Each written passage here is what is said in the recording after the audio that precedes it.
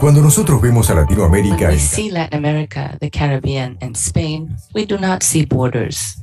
We see the needs, opportunities, and also the hopes shared by over 17 million family farmers. They do not only produce most of the food in the region, but they also do it with great diversification, contributing to environmental sustainability and biodiversity. 17 million farmers who also face the challenges of maintaining and improving their production systems in the context of climate crisis. Challenges without borders require solutions without borders. And this is precisely what regional leaders understood when they joined together to found Fontagro almost 25 years ago. We are an international cooperation platform for development and co-funding of science and innovation projects in agriculture. With a headquarters in Washington, D.C., supported by IDB and AICA, we foster collaborative projects with researchers of national technology institutes of 15 countries in Latin America, the Caribbean, and Spain.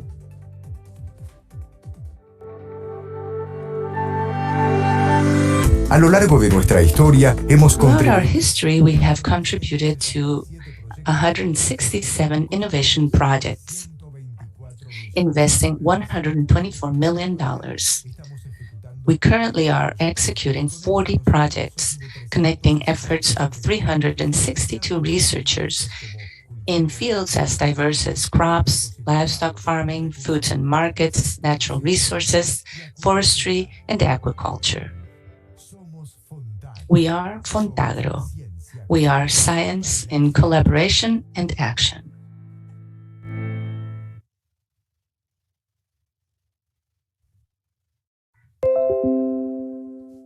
Bienvenidos al primer ciclo de webinars. Hello, everyone, and welcome to this cycle of seminars organized by Fontagro and AICA on leading actors of agro-digitalization. I am Leandro Daniel Covacho, and I am proud to be part of this organization today.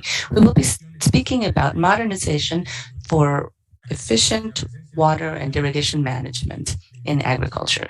We have Claudia Guaypontin from Chile, Alfonso Calera and Jesus Garrida from the Regional Institute of Development in Castilla-La Mancha, Spain, Gabriel Ángela from INTA Argentina, Luis Sandoval from the University of San Marano in Honduras, Hernan Chiriboga and Roberto Castro from ICA Chile, Gertjan Beckman from ICA Brazil, Herminio Molina from the Irrigation Community of La Mancha in Spain, Isidro Campos Rodriguez from the Department of Agriculture and Rural Development of the Agricultural Commission, Diego Verge from the Ministry of Foreign Affairs of Israel, and to all our attendees and audience.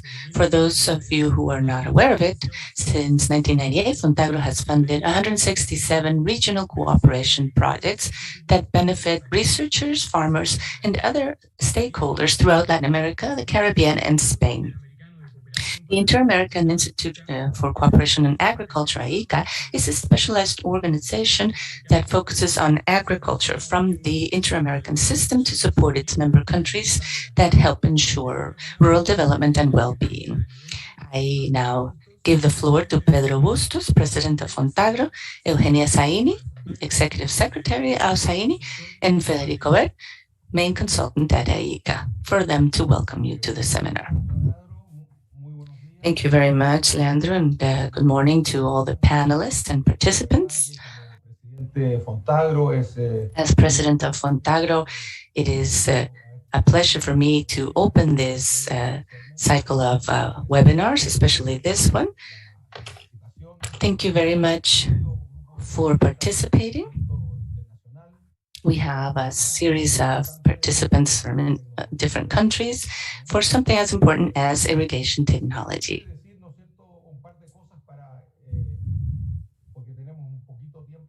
We do not have much time, so I just want to stress the fact that climate change is affecting us all.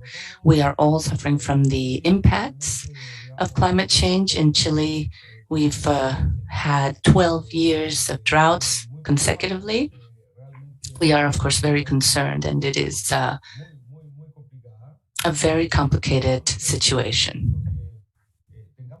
This has meant that agriculture has had to change a lot. There's less water availability, and Chile being an agri-food powerhouse, if we have no water, we cannot continue. So we have to see how to intensify production without overusing the few resources we have.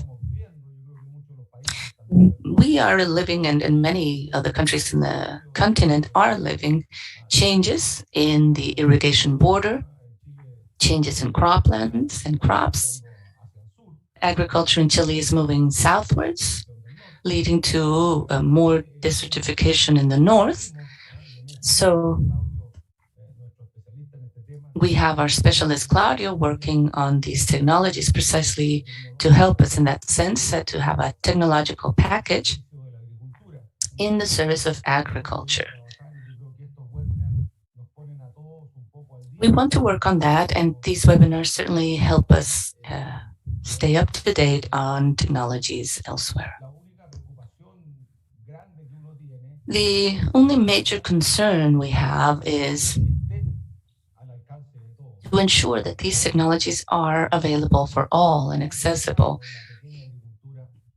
so that we avoid anyone lagging behind and not using these technologies. We hope these technologies can reach all.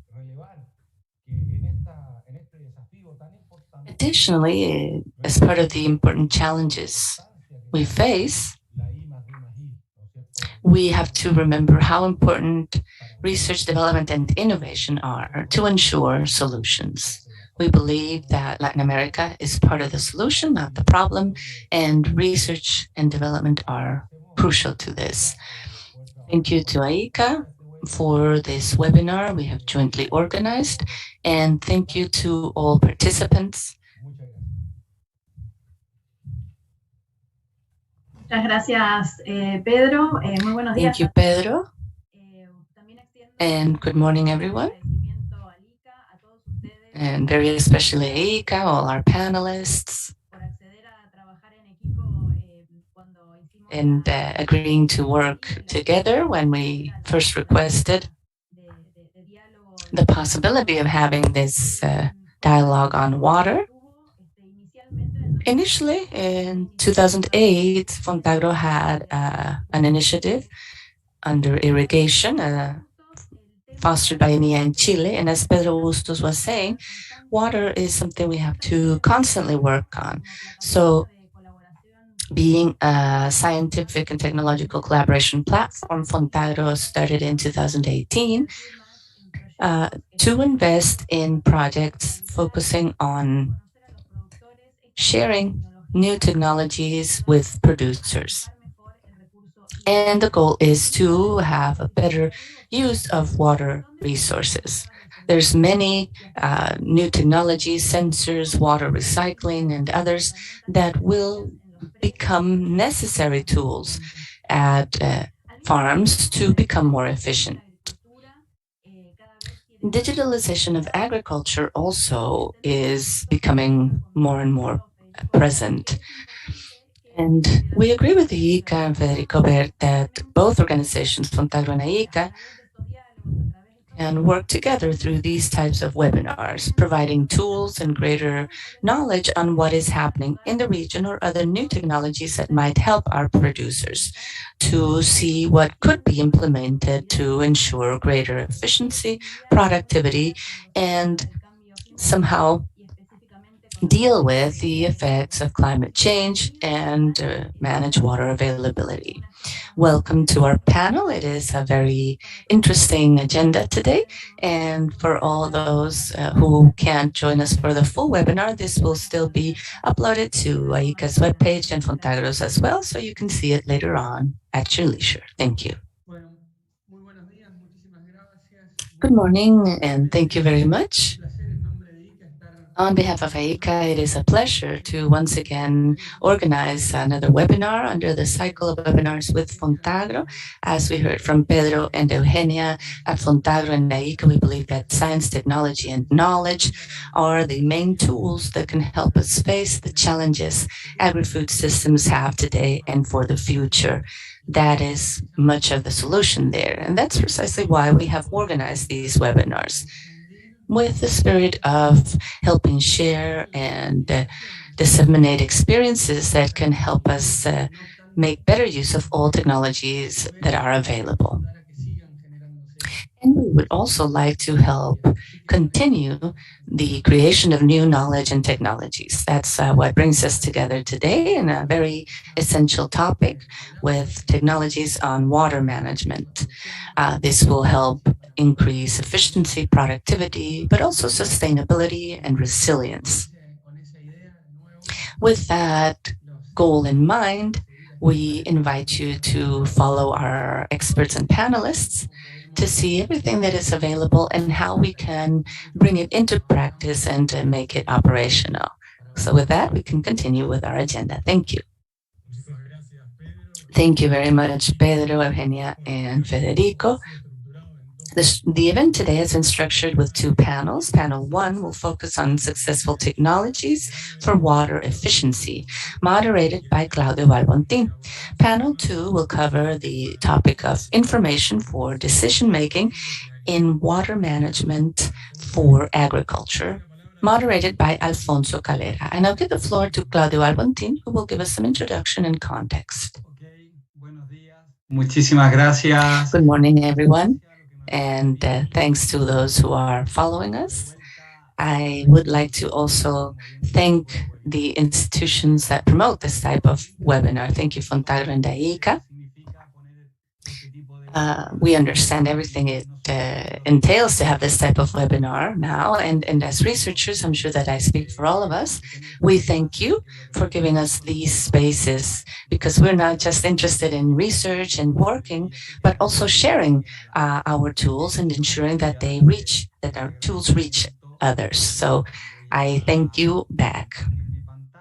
I will now share screen. And just let me know if you see it, please. We do. You can share your screen at full presentation, but we do see it. Thank you. Okay, so I'll give you a brief introduction to the event and open the panel. Recurso hídrico y tecnología. So the introduction is the importance of water resources and technologies in a changing environment. Of course, many things are happening, and mainly we can refer to the recent communication by the IPCC. This is a mandatory publication, 9th of August is when it was published, and we have to refer to the fact that climate change, we cannot say it any differently, is generalized. They have given good statistics and lengthy statistics sobre el efecto del cambio climático, showing the effects of human activity on climate change. I wish to highlight 3 points that directly refer to agriculture. Climate change is intensifying the water cycle. In my region, in my country, we have extreme events that lead to flooding and losses, not just in agriculture, but of human lives as well. This is a real effect. Just last week in Italy, there were brutal temperatures. We've also seen this type of event in Canada and other places, and no one will be able to get away from these plants or ourselves, because these are very high temperatures.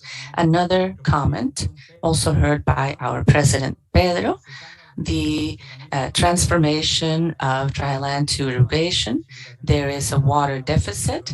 Rainfall patterns have changed, and crops that used to only receive water from rain today need irrigation water. So with these new surfaces, we will probably need different technologies from traditional irrigation technologies. And there might be more empathy to new technologies in these types of crops. Precisely, that's what we wish to share with our research or the technologies we will be discussing today. And the third point, which is also very crucial and might be more silent, is our natural reservoirs, permafrost, and glaciers. In my country, in the Andes mountain range, we see the change, the deficit. It's really tremendous to see how little snow we have. This year will be very complex, I'm sure. We still have a bit of a buffer, but the reservoir levels of waters and snow mean that we are also very vulnerable. And if we do not refer to this somehow and address it, we will be in trouble.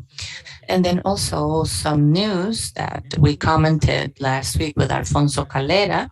In California, they have now restricted water access for farmers. They have restrictions for drinking water, irrigation, and this is very complex. If we think about it from the business point of view, the fact that farmers have less access to water will lead to conflict, and we need the right infrastructure to address this. Some other problems that are coming are environmental issues and society looking at the restrictions and changes. There's also campaigns where, for example, Chile has to focus on having more empathic or cleaner production for export. And I believe technology is a good way to quantify and provide certainty to what we do. Water certification and the like are coming. So we need tools to ensure water accounting can be done adequately. Now, in this changing environment, we also have changes in knowledge and technology, which are part of the good news. The good news is that we have the conceptual framework that we've worked a lot in research projects.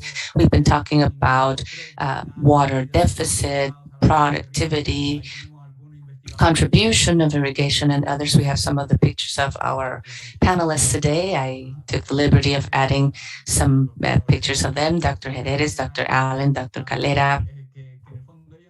And they have also helped us and shared how to do things right. The good thing is that we have technological tools just a click away. So we can see a place, a crop, and we can access humidity in the soil and several variables that can ensure we can better manage our water resources. We have problems with efficiency, and these technologies can help us. Agriculture has a 50% efficiency, quite different from other economic activities, and we have to address this. And with technologies, we can have good metrics and water accounting. And I have a key word here that I think refers to how we can take these technologies to our users, and it's through operational use. This has to be operational, as simple as possible, that the click gives us an effective response that we can add to our productive process to ensure it's not more difficult and complicated or gives more work. Generally, our users want us to help them simplify things, not complicate them. So we have important work to do for products that are usable and operational. With that, I start the first presentation of this panel on technologies with satellite platforms for monitoring crops and water efficiency. Satellite platforms are sensors that are added to vehicles in space. We also have sensors in other types of vehicles, but we are referring to satellite platforms specifically.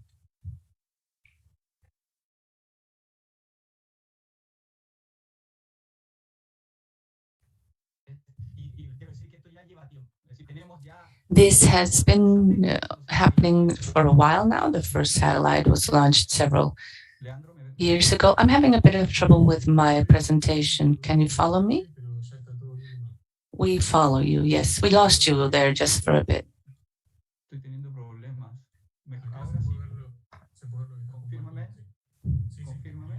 Can you see it now? Yes.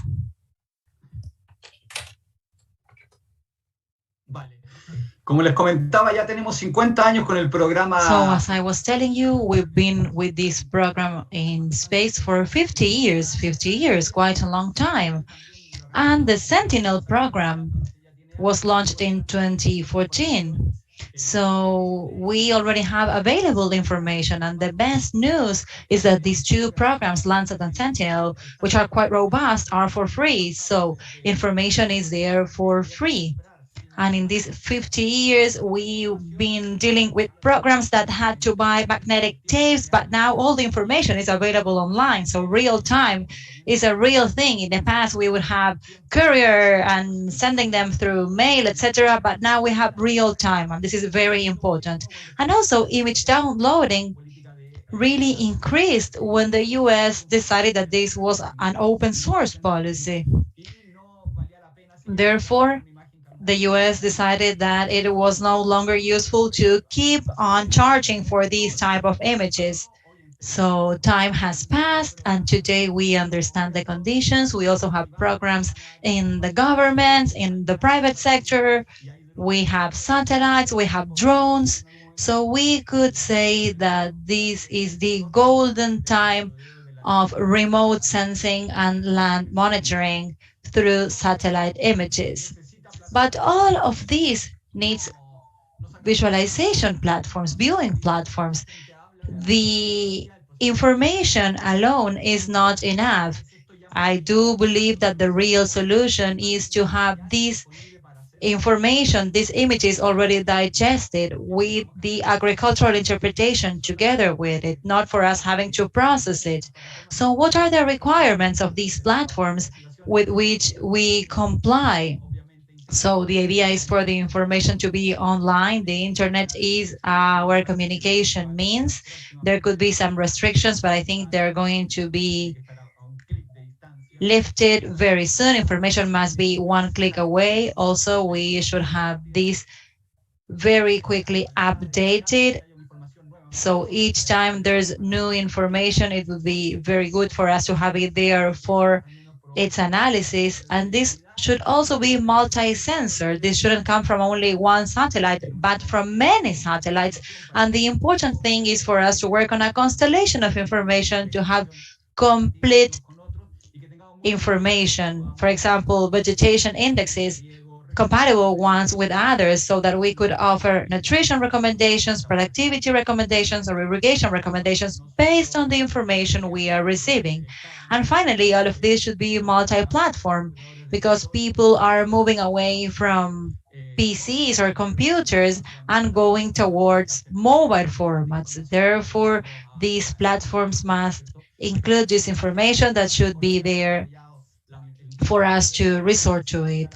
And now let me show you what we've done in the Spider platform in the University of Castilla de la Mancha, where you can make your query almost all over the world. And we can see on the graph to the right the evolution of a specific crop from the satellite images. If you see all the red dots, that's a vegetation index. And as you can see, that's a very rich curve full of information that allow us to robustly follow up the temporal development of the crop and also in magnitude. And at the same time, we could have this interpretation through a color palette to make it as intuitive as possible for the farmer when caring, in order to see, for example, the space variability of the crop within the irrigation sector being analyzed. So this way we can carry out agricultural adjustments based on satellite information, which could be very precise. And the best thing is that they are in situ. They represent what is happening with the crop on that soil. And this curve will have height behavior, magnitude behavior, depending on the real crop, no theoretical information. And also there's going to be a temporal change which responds to the development of the crop. So this is a real land information. And we're not only working with temporality, we can also work with the variability of a crop within a sector, areas where a crop could be more developed or less developed. And this will be represented by the vegetation index that you see with these both satellites, Landsat on the left and Sentinel on the right. And this will allow us to get closer to different types of crops in different sectors. Therefore, we can have precision farming or precision agriculture. And finally, in terms of water efficiency, we also have a quantitative leap from satellite information.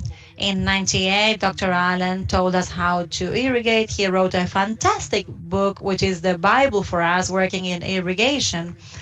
But there were two important factors to define irrigation in that book: the crop coefficient and environmental demand. What was the problem with the crop coefficient? Well, it changes from site to site. It depends on plant architecture, vegetation density, age. So, in a generic way, this coefficient had those problems. So what happens when I'm working with different types of plants, with, for example, the different location or the different way to locate these type of plants? How are they being seen? How are they being planted? How are they being harvested? So these changes according to the different situations. So with these images, we can work pixel by pixel, and therefore we can upload our information considering the previous information that we used to have from the book, but now this is real information on site.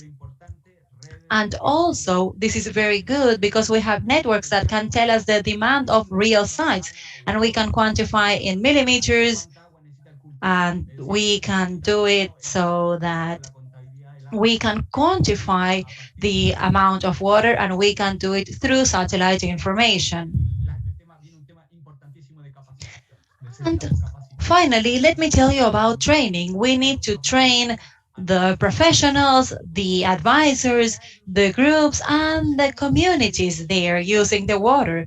We have a very important water source that Jesus will discuss later. So we need to train people so that they know how to use and interpret this information correctly.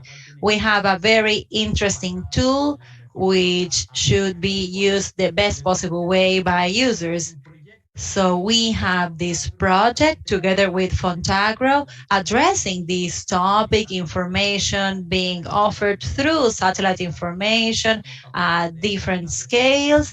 So we are capable of establishing water balances at the regional level, and Jesus Garrido will precisely discuss this by using satellite and environmental information. So this is the link. I will also write it down or paste it on the chat of this webinar so that you can have access to this project and can contact all the researchers working on this initiative.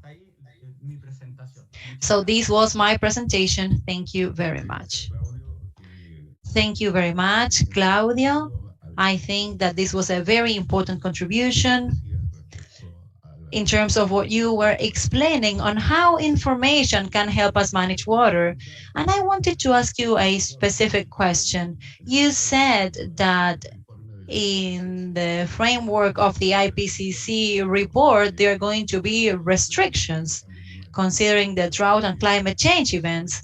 And then there will be irrigation restrictions after that. So my specific question is, how can we move from this satellite information, and how can we use them to manage water based on the demand and also on water rights? So what do you think about that?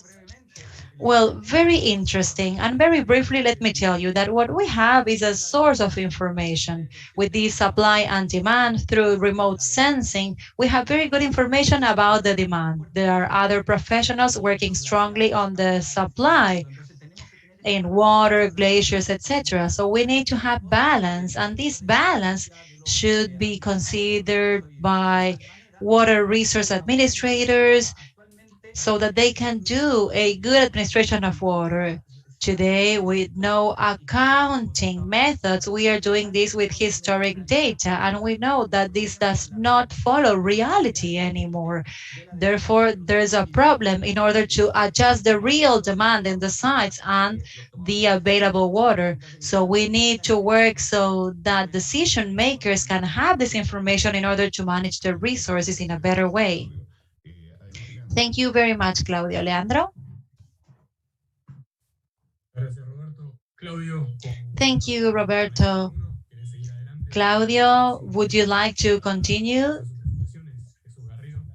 Now we're going to have Jesus Garrido. Let's welcome Jesus. Yes, thank you, Jesus from the University Castilla de la Mancha. He will be introducing the regional water balances assisted by satellite information. Yes, thank you very much. Can you see my screen? Perfect, thank you, Leandro. Okay then, hello everyone. First of all, let me thank Fontagro and IGA for organizing this webinar and for inviting me to it. It is a true honor to be a part of this panel and be able to contribute to this through our perspective in order to see how we can modernize our tools for water management in agriculture. And let me tell you about the implementation of regional water balances assisted by satellite information that will lead us to offering private and public managers of water management information for water and irrigation. And I will tell you about water irrigation based on remote sensing. So in general terms,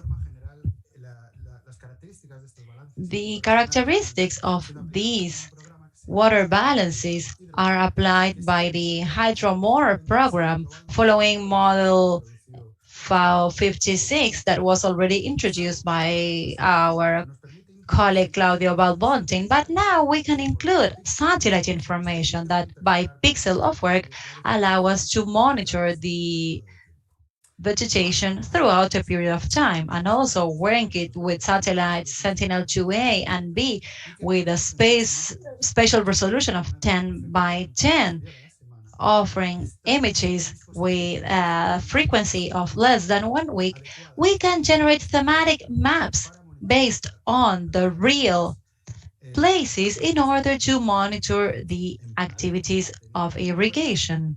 In parallel, considering the working scales of private and public managers facing the irrigators communities or the basins, or with the national sphere, we can add these irrigation maps to the very own working scales that these private and public managers have in order to provide them with this accounting of irrigation water based on remote sensing. And the idea is for this information to be transparent, strong, and updatable so that managers can count on it.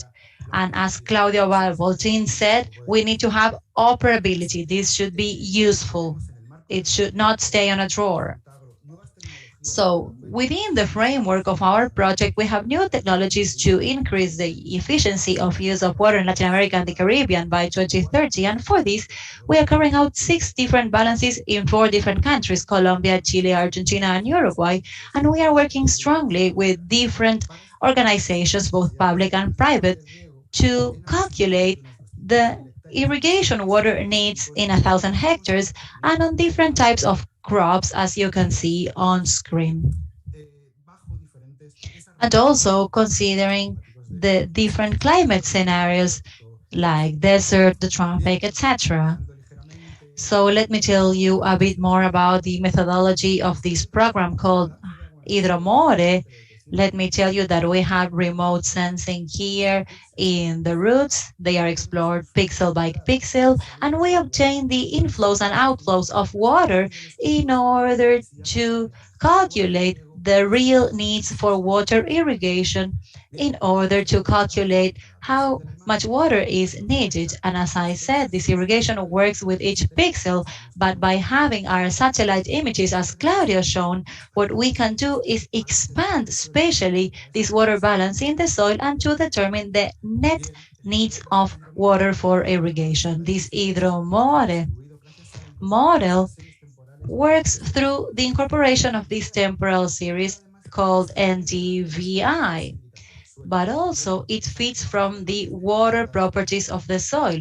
We also use different maps, and the model is also capable to adapting to modeling through different types of crops in order to guarantee a better estimation of the needs. Therefore, this also requires the soil use maps for irrigation. Moreover, it can include daily data about the needs, the evaporation, and the rainfall needed in order to consider the local conditions. So once we have all this information, not only pixel by pixel, what Hidromore generates are maps of these flows. As you can see, rainfall variables, the evaporation needs, and also the net irrigation needs that are important for these purposes. And in the project that I mentioned before, we are especially interested in applying and assessing different temporary series of the net irrigation water needs. And let me show you the first approximation of the root irrigation district in Colombia, where we have monitored 10,000 hectares throughout 2020. And this is the image on the left with different tropical crops, sugarcane, papaya, etc. So as you can see, when I zoom the image, we work at the pixel scale up to getting to this intra-sector scale. And if we can obtain the spatial and temporal images needed by water managers, we can add this information on this annual map to this case, and we can provide them with the needs, the real needs that we have for irrigation waters in the different irrigation sectors, or maybe in the entire area. But we are stressing that temporal scales are important.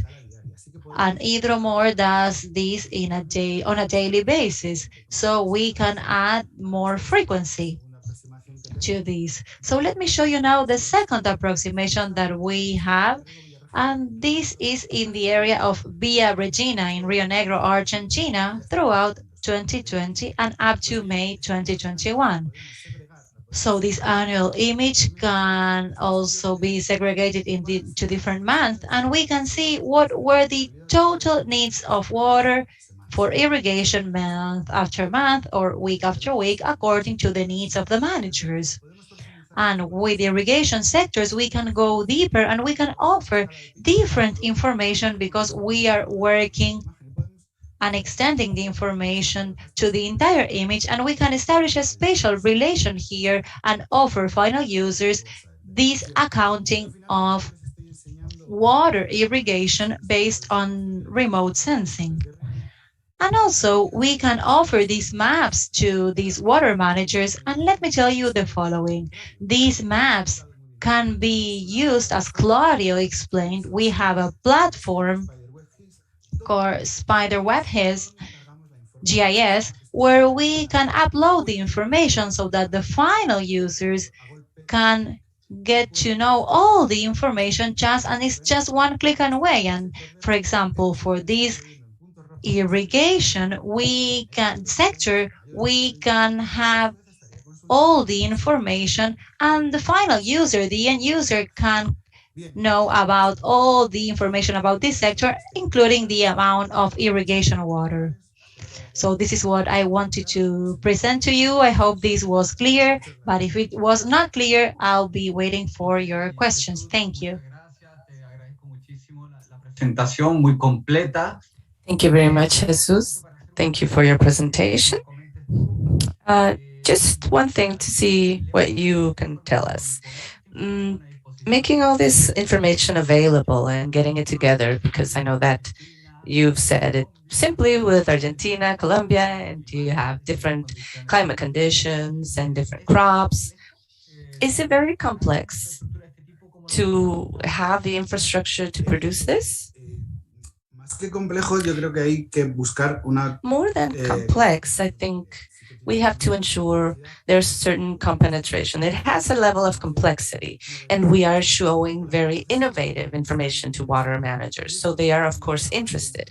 And it's easy to collaborate with people that are interested, like, as we've seen in Chile, Uruguay, Colombia, because they provide us the information. As I said in the beginning, the model needs input data, and there's always a way to find that, and it's always accessible. So maybe at the beginning, getting all the information together and putting it into the database. But once you have that, conditions don't generally change so much, etc. So once you have all that and getting the information for end users, it's not that complex. There's different systems like Spiderweb GIS, and it's simple to have it a click away. Thank you. Okay, muy bien, muchas gracias. Thank you very much. Very interesting. So now we will hear the next presentation by Dr. Gabriel Angela on new sources of information for water or irrigation programming.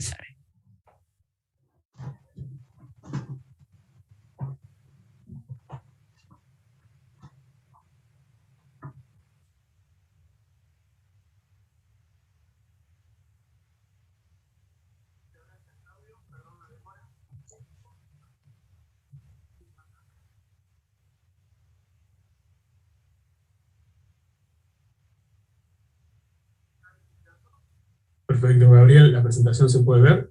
We see your presentation, Gabriel, but I think you are muted. We cannot hear you.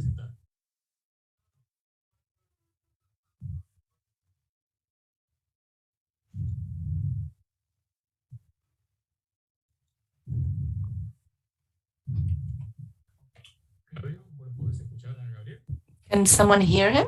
I'm not hearing Gabriel. I think we have some issues with his audio. I can hear him. The mic is on, but we're just not. I mean, I know that the mic is on and we hear a very faint murmur, but we cannot really hear him. Gabriel, just be sure that you chose the right language. I don't think he's coming through. It's a technical issue, it seems. So let's see how we can solve that, but let's move to the next one while we work on that. So let's look at the next presentation while we try and fix Gabriel's issue. And we now have Dr. Luis Sandoval Mejia from Marano University, Technology for Small-Scale Agriculture. Thank you. Hola a todos, buenos días. Hi, everyone, and good morning. Let me share my screen. Perfecto. Si me confirman que lo pueden ver. Just confirm that you see it. We do. Listo. Por un momento, porque van a estar viendo varias presentaciones. So I know you will be looking at several presentations and lots of fascinating technology and complex views from the different types of information and tools we have. I'd just like you to think about a smallholder, a small-scale farmer that is a bit away from our day-to-day reality, and that is closer to what we have in Central America. Our project to digitalize small-scale agriculture, we're doing it through a company in Colombia that has impact in 3 countries, Honduras, Nicaragua, and Colombia. And just to give you some background, we have many productive systems in the smaller scale. We know that about 80% of production units in Latin America and the Caribbean are smallholder farms or small-scale family farms, many of them under 5 hectares and even under 2 hectares. So this is mostly survival agriculture even at times. What is interesting with these small-scale productive systems is that they are economically very important and socially as well. And in spite of this, they are characterized by having very low yields. They are absolutely vulnerable to climate change, and there are very low rates of technology adoption in these farms.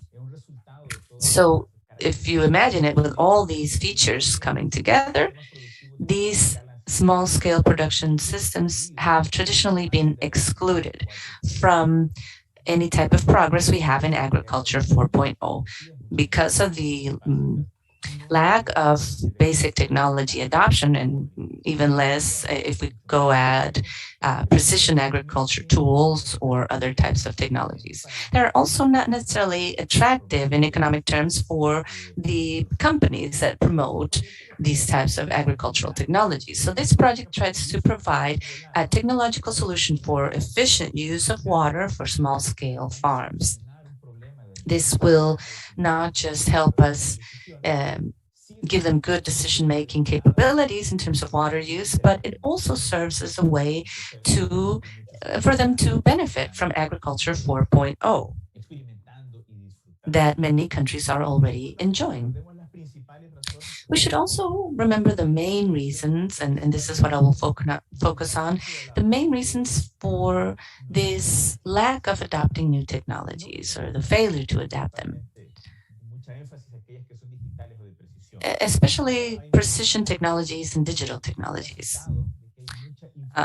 First, there seems to be inflexibility in technical assistance programs, and they don't necessarily come to producers with the solutions they need at the time they need them to bring them to market. And there seems to be a different view from the outreach agents and small-scale farmers, at least. And there's not necessarily a consideration of the small-scale farmers in new solutions. We also carried out a survey, and we found, when asking these small-scale producers and also other producers in the region, that a very important reason for this low adoption rate is a lack of local technical support. These technologies come from abroad, and there's not much development locally.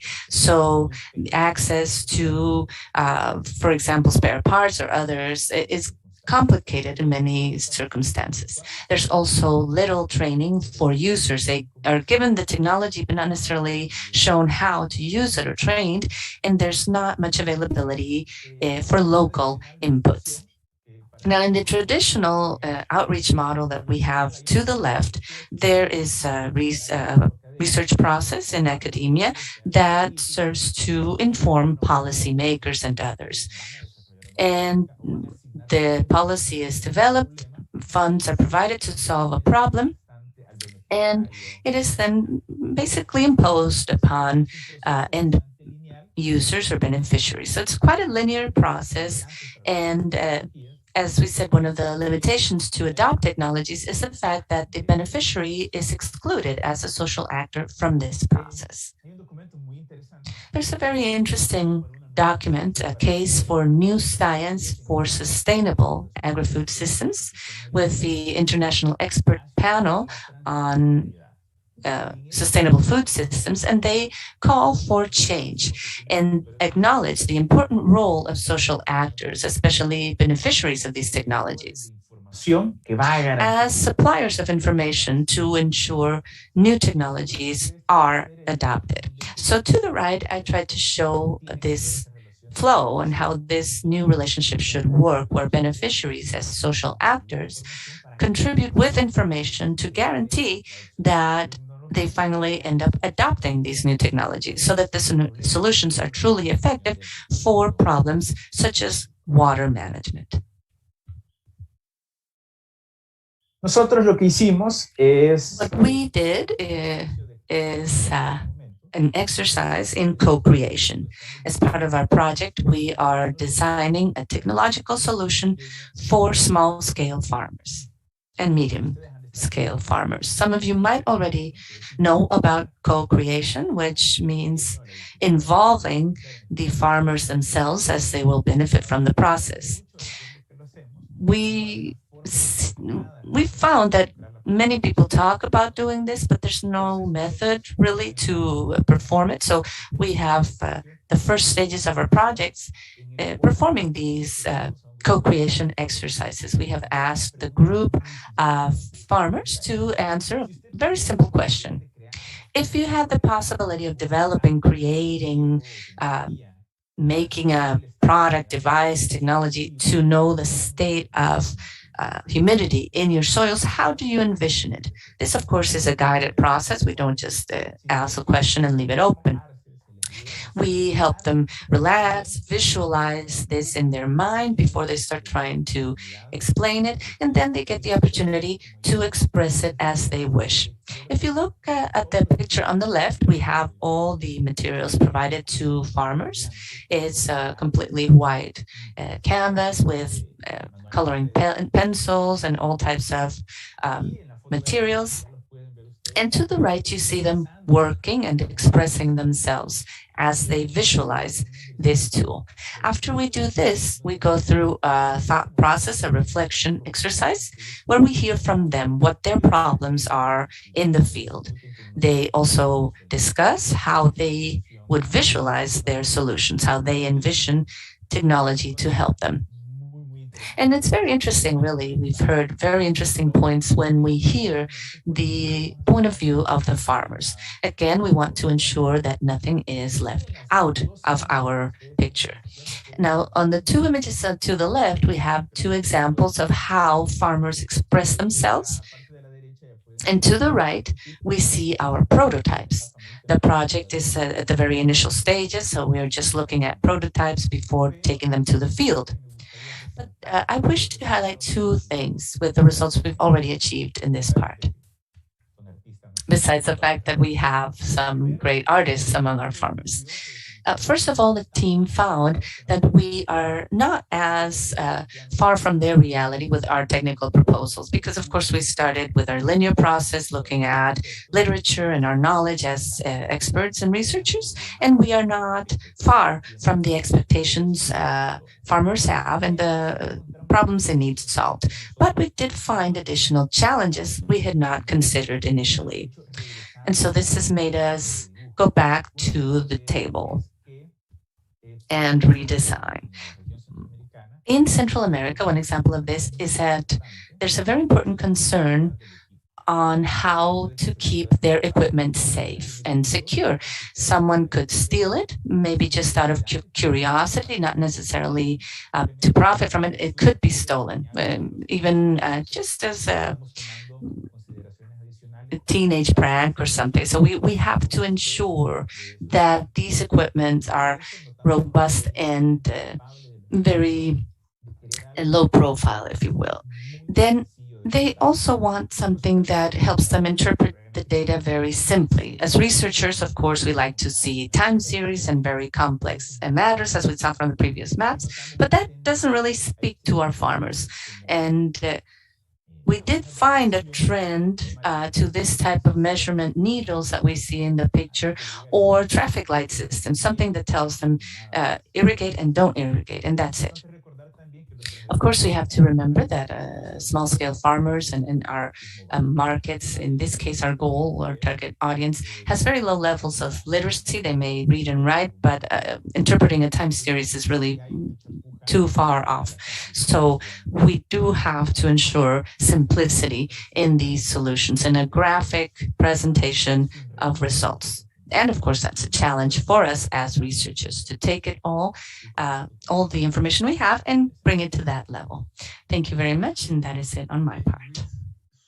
Thank you, Luis. That's truly interesting, and it serves as a great illustration. For all of us who work with farmers, we understand that there is that meeting of two worlds or two visions, looking at the same phenomenon, but understanding it from different points.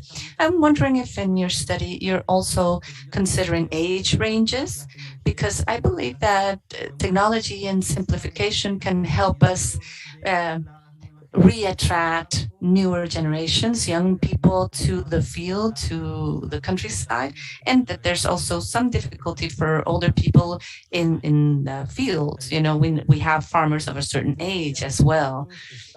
Have you considered this? Yes, this project is helping us as we hope to serve as a hook for new generations as well, that they like to have technology and smartphones. In the areas where we work, there's not a lot of connectivity though, but it is a way to attract new generations. With our preliminary results, because we have another survey going on, we do not see older farmers saying we don't want new technologies. No, we are actually seeing them quite open. They are open and eager because they like the fact that they are being heard, that their opinion is being heard. And that is helping us in that sense, that they have a voice in the process, so they are open to receive it. Great, wonderful. I think we can go ahead and test Gabriel's mic, or should we go back to him? Leandro, let me know. Yes, I've checked with Gabriel. Let's see if we hear him. Can you hear me now? Yes, we do. Okay, thank you. So I will share my screen. Sí, por favor. ¿Me confirman, por favor, si se toma bien? Just confirm that you see it, please. Yes, we do. Thank you, Leandro. So first of all, apologies for the technical issues and changing the order of presentations. And I'd also like to thank the organizers of the event. Thank you for inviting me to participate in the webinar. And thank you, of course, to all our attendees. I will be talking about adaptation of new information sources to irrigation programming. This, of course, shares many points with previous presentations, and I'm sure that with the following ones as well, many common points. I will be referring to a project by Fontagro called Irrigation Advisory System for Irrigation Communities, when and how to irrigate, information and communication technologies as tools to strengthen decision-making in family agriculture. This is a Fontagro project that is relatively new. We started in January this year. It was to finish in December 2022. I will just go over the project quickly for today's presentation. It involves 5 countries: Argentina, Nicaragua, Uruguay in Latin America, and we also have Spain and the Netherlands.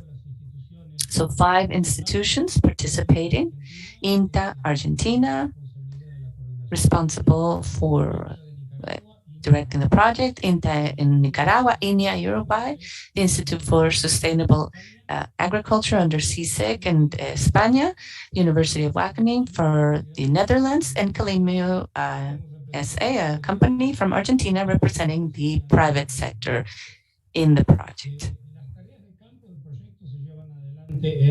The field work is done in Argentina, Nicaragua, and Uruguay in pilot areas. We have 2 pilot areas in Argentina, in the province of Santiago del Estero, 3 in Nicaragua, in the departments of Masaya, León, and Matagalpa, and 2 pilot areas in Uruguay, the departments of San Jose and Canelones. We should clarify that pilot areas are farms where we are developing the project. The framework and the approach through which we implement the project on advisory for irrigation communities and ICTs is closely related to the context that we've heard from others. The fact that water use and agriculture is varied, and diverse, but of course it happens in the context of our rural sector and agriculture having great demands, especially on keeping their productivity high while remaining sustainable. And that means, of course, rational, sensible use of resources, including water, soil, and energy. And in that sense, family agriculture and the irrigation land will have an important role to play. Specifically in terms of irrigation, we have to improve how it works. We've also heard about this for a while now on how to become more efficient. So these improvements should help us increase integrated productivity of the land, not just as an end in itself to improve the use of water resources. Additionally, while improving the resource, we should also limit the negative impacts of bad practices in irrigation or inadequate irrigation practices that we all know about, like water wasting or inefficiency, salinization, and erosion. Therefore, water is one of the main biophysic factors that will include a reduction in productivity. And we could also consider this a cause of one of the factors creating the yield gap. And this could be due to insufficient amount of water or by its inefficient management. And on the latter, we have created this project with Fontagro, which is to generate a study allowing to identify how to reduce the yield gap in a specific crop group through the use of irrigation scheduling adjusted to water requirements. To give you some context, when we are talking about the yield gap, as we all know, these are the differences among the average yields and those that could be reached, called potential yield, in a specific place.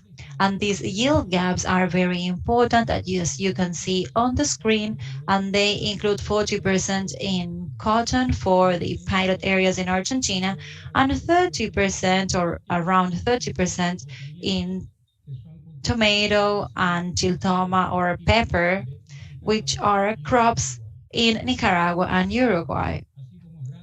So since we have large yield gaps, we also have important chances to improve the management in order to reduce these gaps.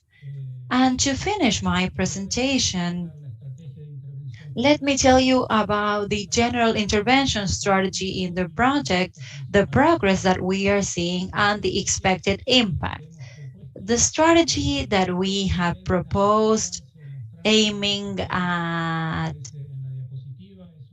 improving the situation, is the one that you can see on screen. This is a feedback loop where the farmer is not a passive stakeholder, but a very active one, involved from the very beginning of the project, both individually and also through its associations. And when I refer to the beginning of the project, I am referring to the selection of the farms for the pilot project, and also they will actively participate in this loop where we have the design, the generation of prototype, the tests, the redefinitions if necessary for these tools that we are developing in order to obtain the main results for the projects. And these are a mobile app and a website allowing farmers to access information in a useful and friendly way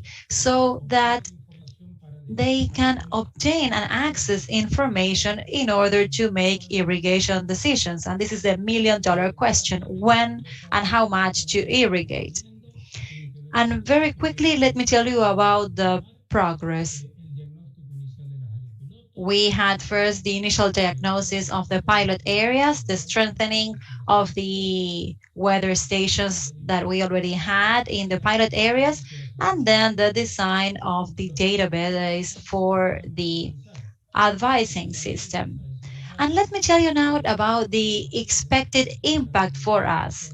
Well, first, that these tools to be developed to be a contribution for a better use of water and also a good contribution to reduce these yield gaps that I explained before. And also the idea is for them to be able to allow us to adapt these tools to the specifics of family agriculture, to new crops that have been not largely explored. And also it would be very good to increase its applicability, considering what was explained in the previous presentation, not only having these services at regional levels, but also to consider these by irrigation sectors too. And this could be very good for decision makers in the field of resource and water management. Thank you very much. This was my presentation. Once again, let me thank you for the invitation, and I will give the floor to the moderator. Thank you, Gabriel. Very interesting project.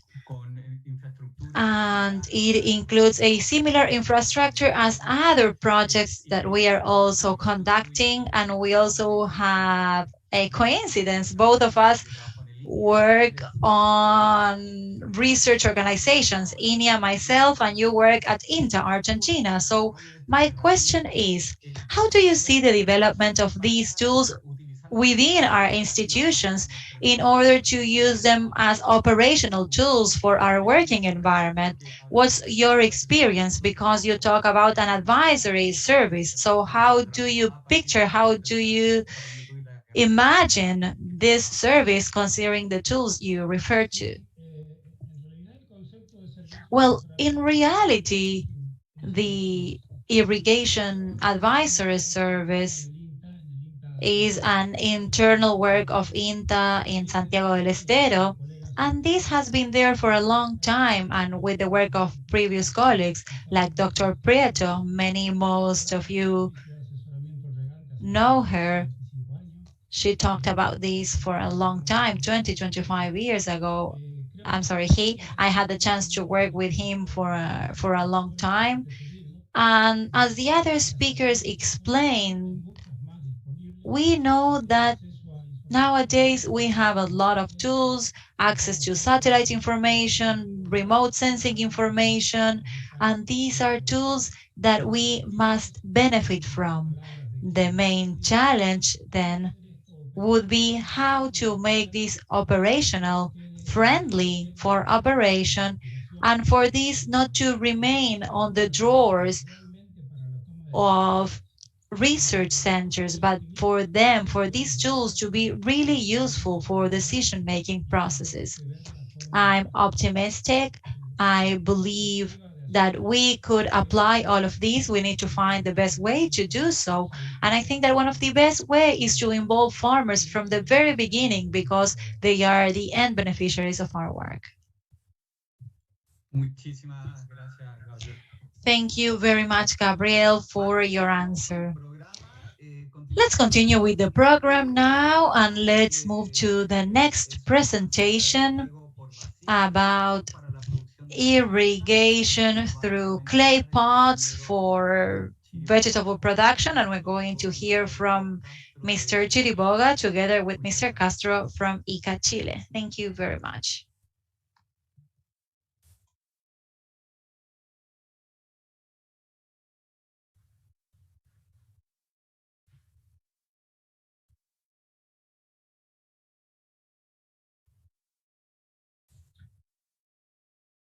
No sé si se ve. Do you see my screen? Roberto, we can see your screen now. Yes, full screen, perfect. Buenos días con todos. Good morning, everyone.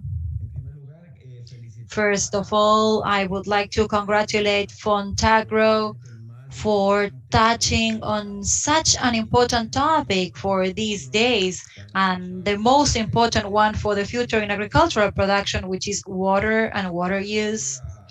I would like to thank all of the organizers of this event. And let me tell you that on my way to the office, it was raining, one of the first rainfalls of this winter that was quite dry in Chile, in the northern area. It has been affected by lack of water. So I was driving under the rain and I was very happy because without rainfalls, even though we might have a lot of technology, things will be complicated. So these rains are very good. So I would like to introduce you as an initiative, as Luis and Claudio explained. We need to have operability, simplicity, practicity, replicability, and solutions, so that especially small farmers, because we know that large farmers have much more access to technology and interpretation of technology, but offering tools to small farmers is crucial. And honestly, I get very emotional when we see good solutions. And this is what we are going to be presenting today. We are going to show you through scientific evidence together with INEA, and we would like to thank Pedro Bustos, Mr. Fuensalida, Andrea Torres, and Victoria Buena, because they helped us with the field research at INEA. And this is a clay pot or a mud pot. Unfortunately, you don't see the image very clearly, but this is for green vegetables. And this is a larger clay that we can use for fruits. We can see the ICA logo there. Do you see it here? But the idea is for the plant, the roots would be there on the pot. And then it would take the water through capillarity. So this is ancient technology, 4,000 years old of use. And what we do is we dig the ground and we put the clay there. We put water, and we usually put up to 6 vegetables, actually around 4 around the nozzle there. And then through capillarity and the sweating, the plant self-regulates. And then Roberto will explain the details of the essay. But basically, we can resort to make-up water. And my Brazilian colleague present here knows how in the northeast of Brazil we are using this technology in several farms. And there people reuse or make up water, like water that they used from doing the dishes or doing laundry, because the membrane there acts as a filter. And now we are having a test with seawater and we are having good results. We cannot tell you about the final results of the seawater, but we do have vegetables that have been growing only with seawater and they are working quite well. So this is something that we are very excited about, because the cost of a pot is around $3, and with one pot we can produce 4 plants. So for a small orchard we required only $10, and we have implemented this system in 22 communes. And the very own producers or farmers can copy what their neighbors are doing. Investment is quite low. And also we are attempting at having circular economy, generating business for the craft people that are generating these clay pots or mud pots. And the only requirement is for it not to be polished, so that the pores are open and allow the entrance of water. And also then we have the bulb there within or inside the pot, and you will see a video. You will see this brief video that will help you understand a little bit more.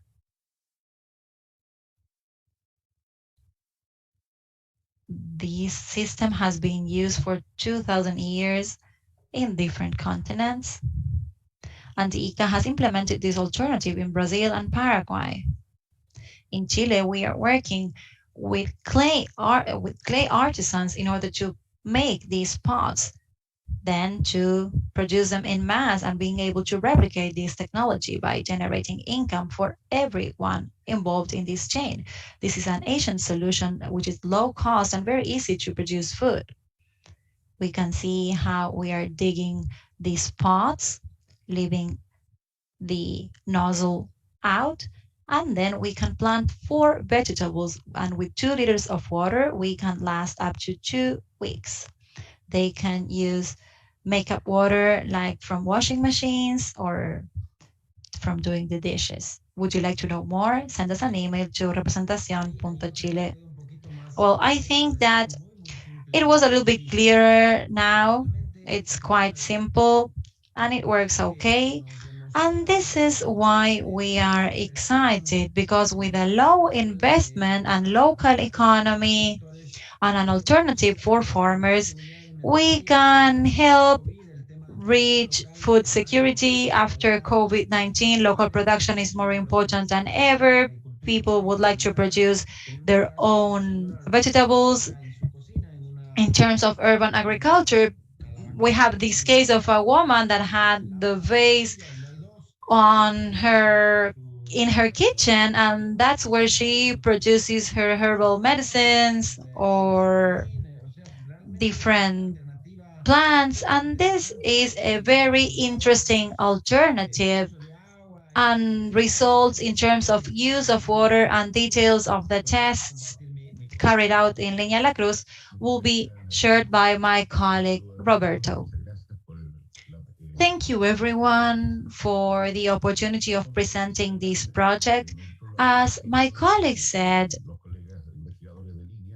what we did with the researchers in India was this short test where we used 24 clay pots with a capacity of between 1.9 to 2.4 liters, with diameters between 17 to 18 centimeters and a height of between 24 to 27 centimeters for these pots.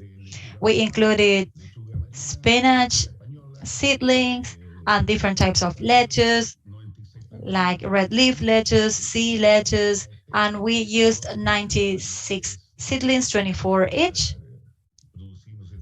in order to produce for 35 and 45 days.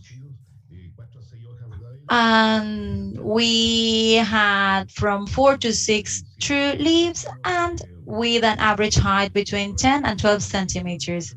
We had a treatment of 4 treatments, 6 repetitions, and 1 witness, and they were irrigating considering the water resources for that specific area.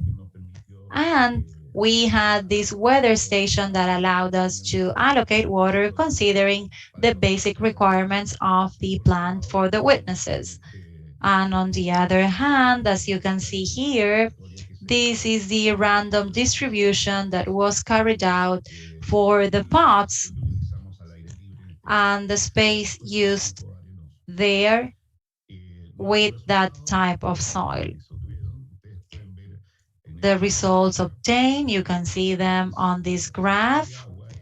The water reposition for or reuse for each treatment, and the average for each one of the pots that we needed to refill every 5 days, so that the vases or pots could maintain their volume of water, and at the same time they could keep on fulfilling the plant requirements. And as a final result, we had a period from May 19 to July 23rd, which was the growth season, and on July 23rd we carried out the harvest. On July 22nd, of course, it was the last time where we irrigated or included or added more water to the pots. And this is the curve that you see here, because we did it in a very short time, from the 19th to the 22nd. But in general, they show the same trend. And also, we have one of the lettuce plants that is a little bit higher in terms of requirements compared to the rest. And this in turn implied as a result that for each one of the treatments, we would have, for example, one lettuce plant that could be produced with 6.3 to 6.8 liters of water in its final production. What type of lettuce or what type of vegetables? Well, let me tell you two variables that were measured. Well, we measured much more, but here we have 4 variables. Among them, the height of the vegetable, the fresh weight, the dry weight, and the number of leaves. And the height of this vegetable, you can see it in blue. These are the pots compared to the wetnesses. And we have here the fresh weight, which is quite higher, considering what we did with the witnesses. This is the result in terms of the final production for lettuce. Unfortunately, we were not able to try them because they were all weighted and dried for the effect of the results. But let me tell you the following. These results give us a very good prospect and optimism. We are very sure that this will be used later on, and the introduction of clay pots can be feasible for small-scale agriculture. First of all, in terms of the height, it was a difference of 50 centimeters. So with the types of soils that we work with, that's the distance that should be maintained with one pot and the other. The consumption of water for renewal was 1.6 to 2 liters every 5 days with adding new water. And consumption for each pot changed from 10 to 12 liters. So each plant consumed 6.3 to 6.8 liters. And we compared this with the water footprint of lettuce that is traditionally grown is 13 liters, according to Aquifer Foundation. So with that, the difference means that there is a reduction of the water footprint by 51%. Considering what we've heard today and the context of climate change, this is very important, especially for smallholders. It can help make a difference, and it's also more affordable for them. If we think about how many people work and produce at a small scale, that's quite significant. And for lettuce grown with these clay pots, they had 16 to 19 green weight and 50 to 75 grams. Height 16 to 19 centimeters, weight 50 to 75, while the control group had 6.4 to 13 height and 17 to 36 grams weight. So there were significant gains in terms of reducing water and looking at the end quality of the vegetables themselves. The clay pots and this type of irrigation system, which is a kind of underground irrigation system, provides a homogeneous flow of water, and it's according to the own plant's demands. And because it is underground water or underground irrigation, we don't have the health-related issues that did occur in the control group that was superficially or surface irrigation by hand.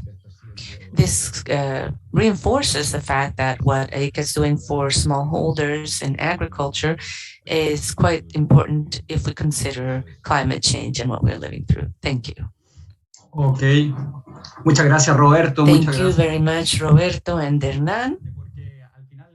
It's quite interesting to see that because we have satellite images, or we started with satellite images in space, and now we have a very backyard project. It's very detailed as well, and a good alternative for these times we're living in. It's also interesting to see how with the pandemic our own habits have changed. So yes, there's many people working on their own backyard farming, that you want to know what you're eating, and it's a good time to start this type of a project. This technique is very useful for small spaces, and it could help supply a household or maybe a bit more than that. So it's really interesting to see how the clay pots could also clean salt water, and that involves certain costs, of course. So if this could be used elsewhere, it's very interesting. So I was wondering, at the scale of your project, how do you see it adapting to the needs of growers there? We are very optimistic. We've already worked with the Ministry of Agriculture here. We've also been out on the field with INDAP, the Vice Minister, and we work already in 22 communities, and how users are taking ownership of this is very good. They're already creating the pots themselves. There are artisans working in different places to build them, to create them. So it's very exciting because we see this tool as something very practical, very real. There's also some tests in Embrapa, Brazil, where they automated a plantation with valves receiving the water and having water in all pots. Automated. That's more industrial, of course, but of course we see this as a good alternative for urban agriculture, peri-urban agriculture, and for family farming and backyard farming. So we'd like to hopefully have more decision makers on board, as the governor of Piauí in Brazil said, to have this become massive. It's very cheap and it's easy to replicate. There's no evaporation, and the saltwater point that you brought up, it's quite exciting to see. It has great potential. We're just starting with INEA on our scientific tests, but there's a producer already in the Pachamama farm producing cabbage with seawater. They live near the ocean and they don't have access to water for the farm. So using the seawater, he's producing cabbage. So at least initial results are quite promising, although we don't have more scientific evidence. Interesante. Ok. Great, thank you. Estamos súper atrasados. We are running late with our agenda. We have a minute for each panelist. I open the floor for comments. If not, I think we can go ahead and continue. We'll have a break soon. So just to check if we have panelists wanting to comment. Yo quisiera lanzarle un poco la pelotita. Well, I'd like to ask Luis Sandoval from Zamorano. I am from around those places originally. So is there any way to do this type of test with clay pots and vegetables as an alternative? So we can talk through AICA Honduras if you're open. Sure, yes. I thought that was really interesting, and working with family farms is always part of our efforts. So it'd be a pleasure to be in contact. Sure. Gracias. Thank you. Muy bien, entonces devuelvo la palabra. Thank you. And so I give the floor back to Leandro. He will give us the break time, I think. Thank you, Claudio, and all panelists. Thank you, moderators. Claudio, Roberto, and everyone for this first panel. As Claudio said, we have a short 1-minute break before the second panel.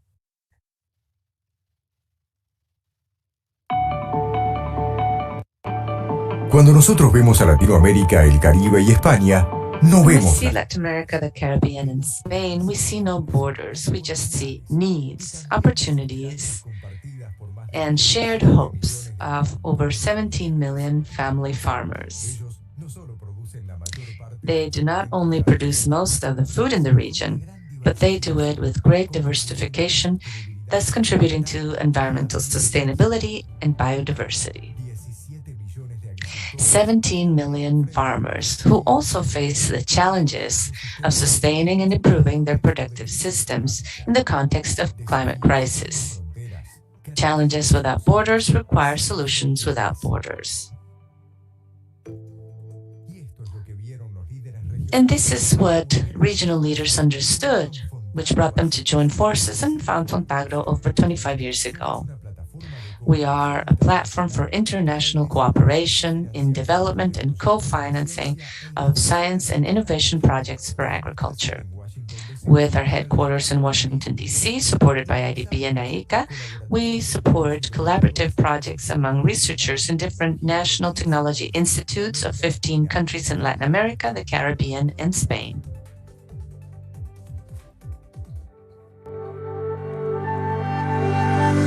A lo largo de nuestra historia, hemos Throughout our contribuido history, we have contributed to 167 innovation projects with investment of $124 million. We are currently executing 40 projects that connect the efforts of 362 researchers in fields as diverse as crops, livestock farming, food and markets, natural resources, forestry, and agriculture. We are Fontagro. We are science in collaboration and action.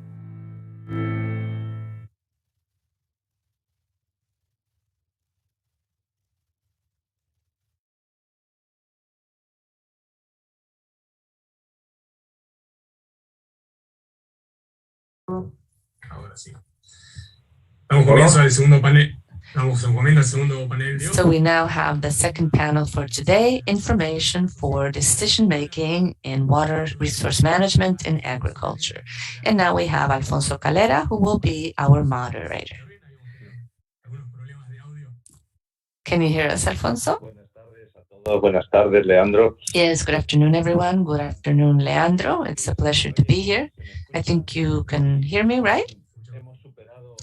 So we have managed to use technology without problems, so resilience and perseverance does give fruit. With that, I think we can start with our very interesting second panel. Now we will look at the decision-making side and how to manage water resources in agriculture. For that, we first have Herminio Molina, the president of the Joint Association of Irrigation Communities in La Mancha, Spain, who has a long track record of managing water and being responsible for how the resource is used in a very arid context, La Mancha, Spain. Herminio, you have the floor.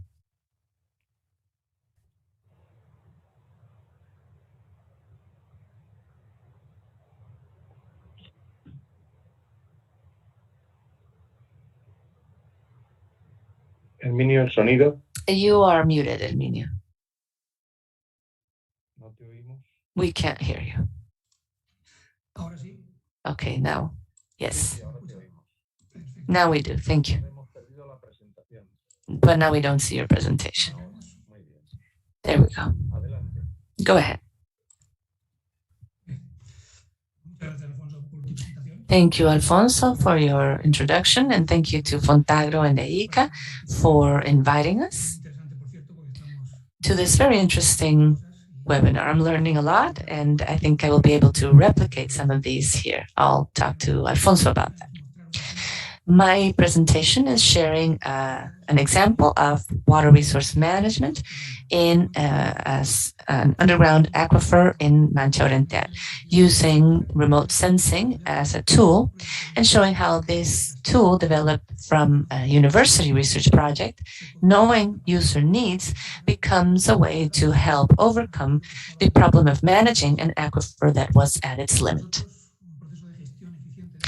A process for efficient water management requires different stages and transparency to ensure it is accepted by the community. They also have to be convinced to use water and follow the standards.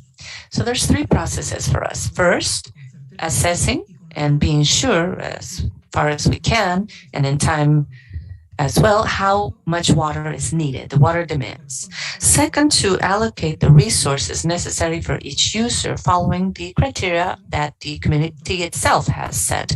And third, controlling the use by each user and establishing any controlling measures to avoid overexploitation of the resource. Our area of work, as we see, is the watershed of the Júcar River, and it is known as the Mancha Oriental Reservoir, or body of water.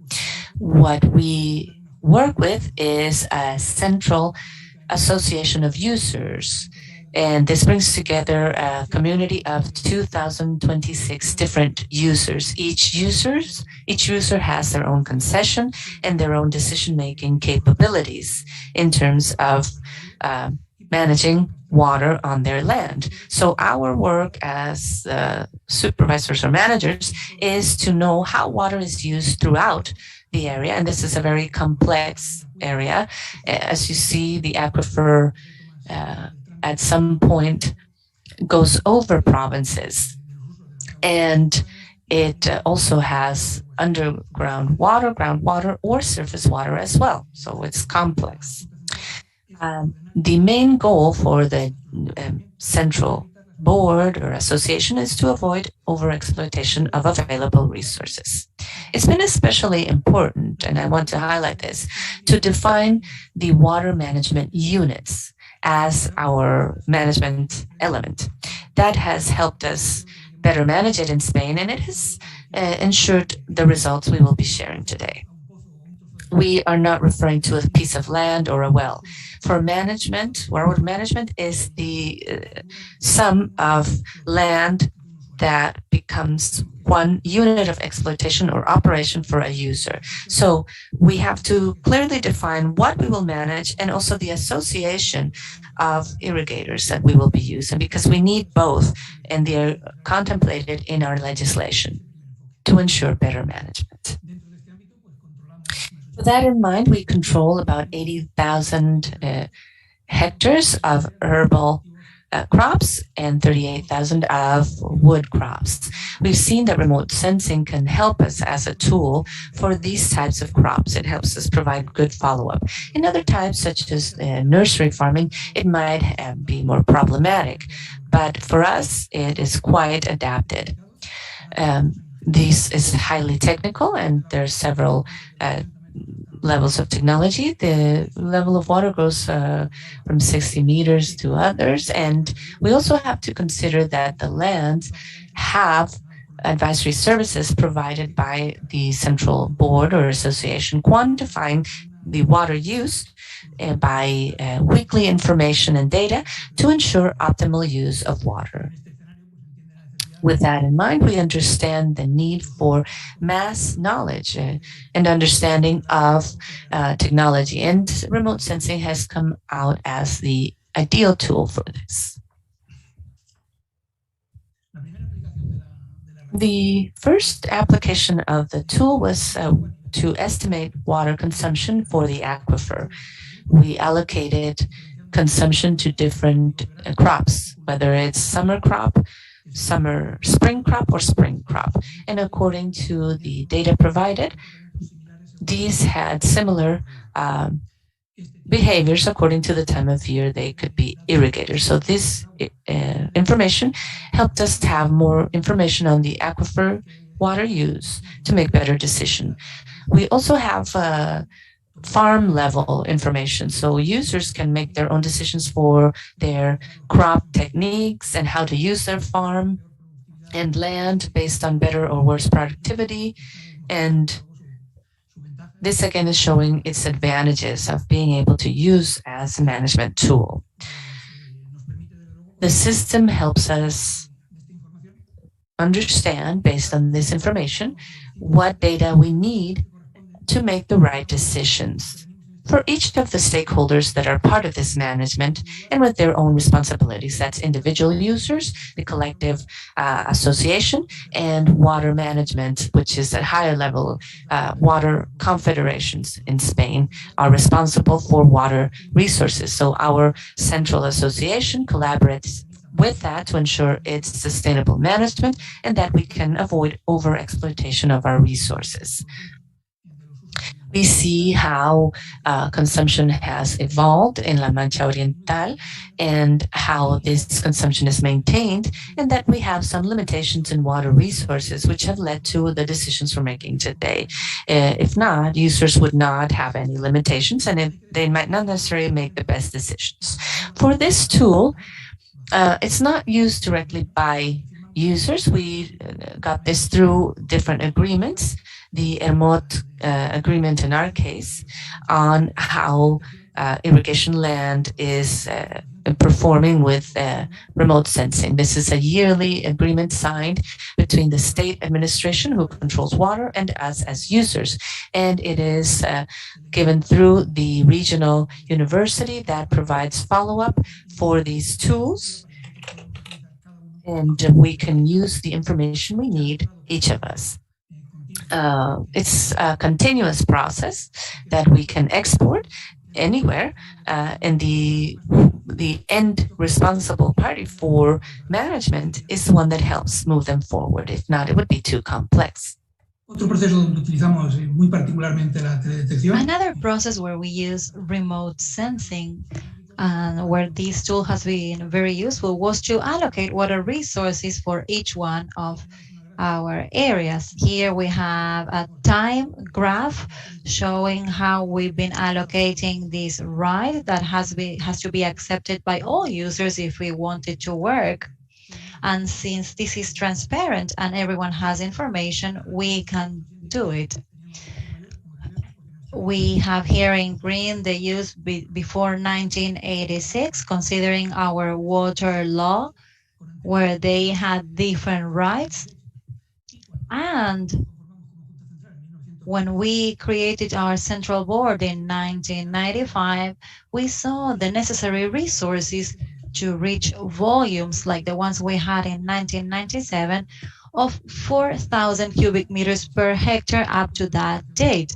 But after that, we saw that we didn't have resources available. And with these different allocations, we then proceeded to have users using what they had to use, and then we had to supervise this entire process. As we see on the map, remote sensing allowed us to make all the decisions in terms of the types of rights. We have there the irrigations before 1986 that were done first, and what happened after that in red is what you see on the map. Once the volumes were allocated, what we did was to control our annual plan. And as we know, we have this plan, this operation plan, that allows users to use their volume or a part of this volume if there are any restrictions whatsoever present. We know that the Mediterranean basin has some drought periods, and if there cannot be 100% of the use of the rights, then there should be restrictions imposed, and we must control the fulfillment of those restrictions. And let me tell you how we control this. We can do it first through the control of the theoretical consumption of the crops, where users declare their crops before the starting of the season, and they have to fulfill with the amounts that we have available through the services for access to irrigators, where we have all the volumes available, or we can read the flow meters. It depends on the users. And we know that the theoretical consumption control is adjusted to an average of 10 years, And we could say that the control through flow meters is much harder to conduct because these are tools that are not completely reliable, they have control issues, and they can be manipulated. We've seen through remote sensing that there were some meters that had several problems. Also, for some crops that was hard to detect them through remote sensing, we are now being able to do it this way, and we can follow them up with our processes. And once this process was already done and we know the use of each user according to their comments and through remote sensing, we see remote sensing as a crucial tool for the control of this process. If we do not control the fulfillment of the annual plan, we will not reach our goals. And remote sensing then helps us to detect on the field what is going to be done. And when there is a difference between what the user has declared and what we find in our maps, then we directly inspect the parcel. We also carry out follow-ups of crops, and this index allows us to study the crop cycle and if it is following what has been declared or not. And by following all these processes, what we do at the end is to intervene on those users that do not agree or where we do not see coincidence between what they have declared and the information that we obtain. And we end up going to an irrigation jury. And the idea is for this jury or entity to redirect the irrigator so that they could go back to their irrigator situation. Because we know that through this control, we must assume these commitments for each one of us. As you see here, these are very small volumes, and when users surpass their allowed volume, they have the obligation to restitute, to solve the situation on the next year. And whether there's recidivism, they will be sanctioned. And I believe that this type of tool has become a basic element if we need to manage the climate change challenges and also those challenges related to these resources that are so important to us. And if we want to avoid social conflict, we need to use these type of tools to be objective and to work in real time. Thank you very much. Thank you, Herminio. Very interesting. As usual, the point of view of users is so important, and each time that I hear you, I find it more and more important. And let me ask you the following. At some point, there are no available resources, and this is why there are no new irrigation or no new resources. And you talked about restrictions due to drought. And in newspapers, we see that in the San Joaquin Valley in California, the use of water for irrigation is being highly restricted. And these are areas very much affected by the drought. So I wanted to ask you, is the Irrigation Central Board ready to face serious drought situations? Yes, users are correctly organized and they know that they have to deal with these type of situations. And we've had previous episodes of tough restrictions, and with the good organization of users and the collaboration of the administration, things were done correctly. Because if we do this and we, through remote sensing, realize that we can control these situations. Of course, there were users that did not respect those restrictions, but we were able to identify them and sanction them. Thank you very much. And I think that now we're going to give the floor to Isidro Campos. from the European Commission, the General Directorate on Agriculture, and I think that his reflection on how to implement and how to make decisions in the field of irrigation, agriculture are going to be very interesting. Thank you very much. Isidro, just a brief introduction. This is just a reminder to help our interpreters. Please, let's try to speak at a regular pace so that they can interpret in the best possible way. Thank you very much, and sorry for the interruption. Thank you very much for the reminder, and thank you, Alfonso, for the introduction.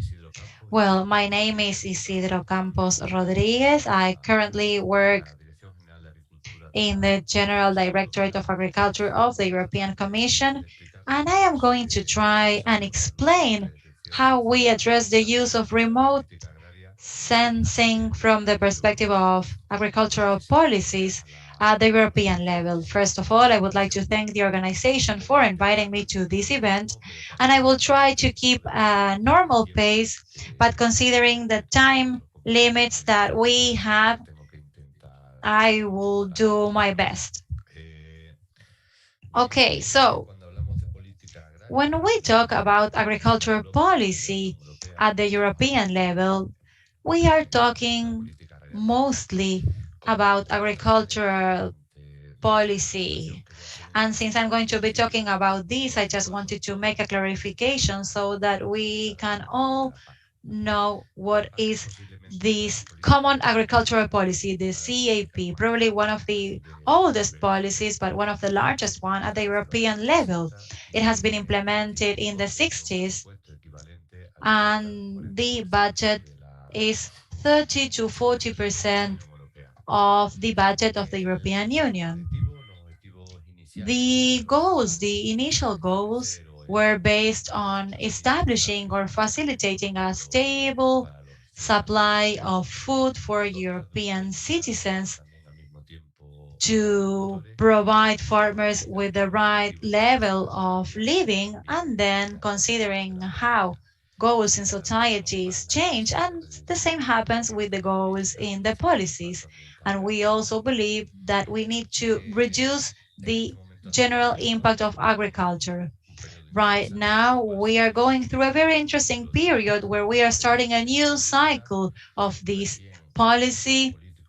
We've had a political agreement where we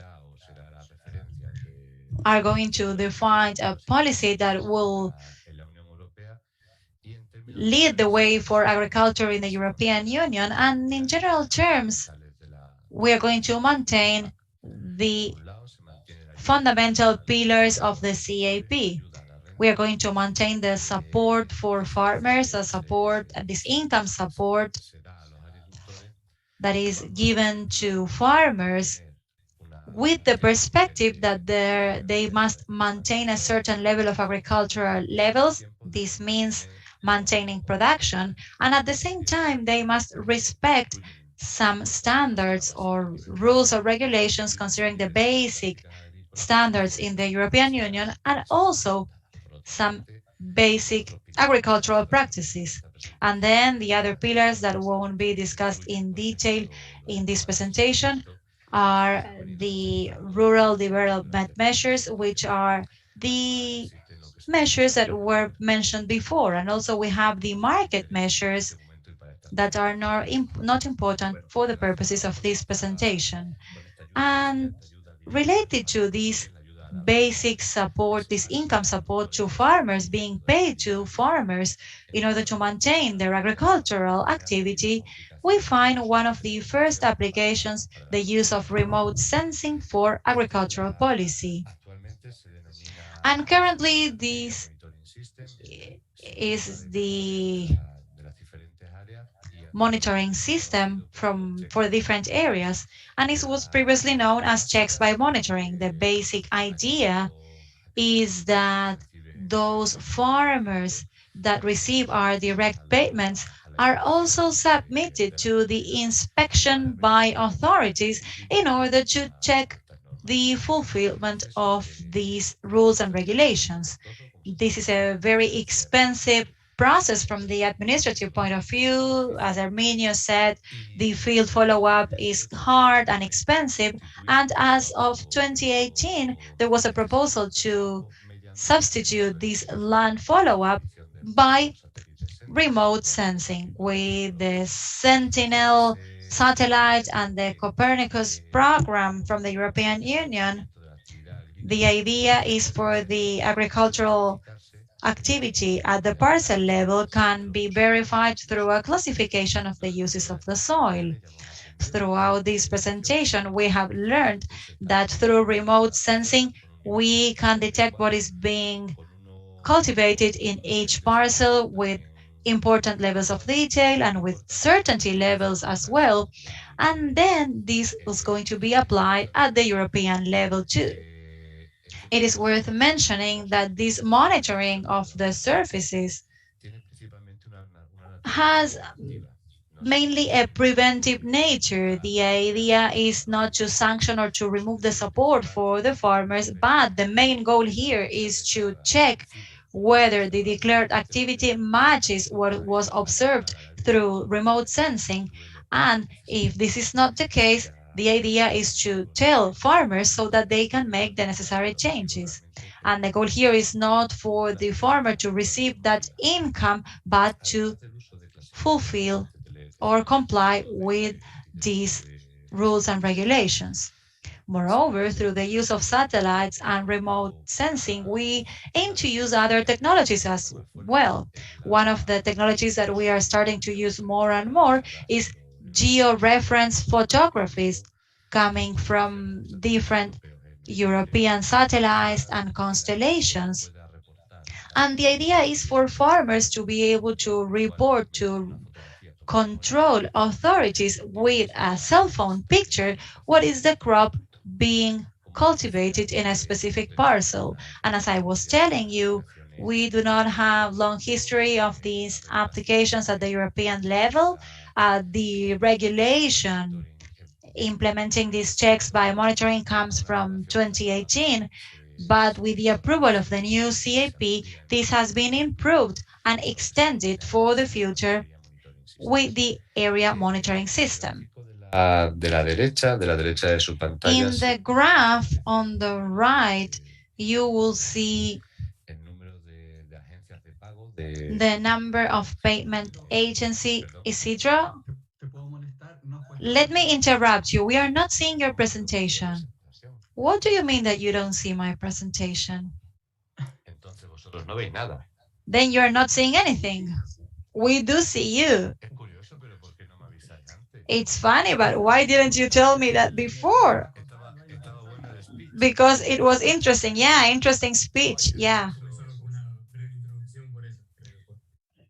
I think it was because you started with a brief introduction.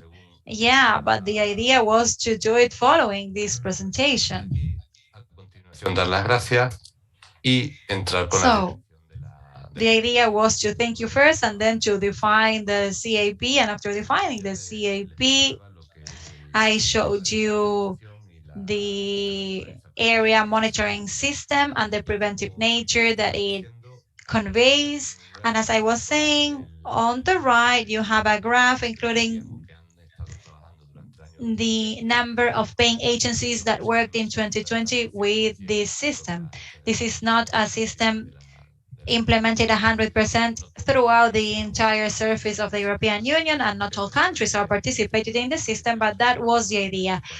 From 2018 to 2024, with the implementation of the policy, the idea was for all countries to have enough time to train their staff, refine the systems, so that in 2024, this could be completely operational at the European level. On the other hand, we've been analyzing the direct application of remote sensing in the follow-up of farmers.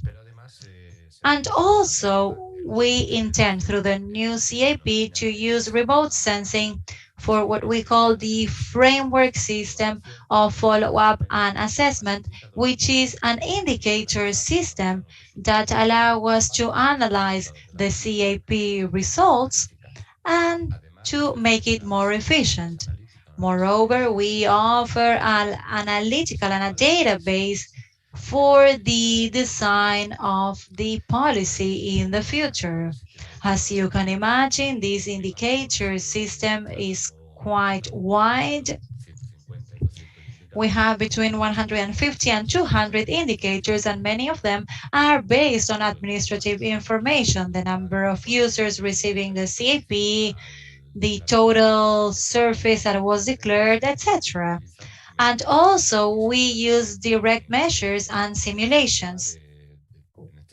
And in this new CAP, we propose the use of remote sensing in order to have certain indicators that are related to biodiversity and the contribution of agriculture to biodiversity.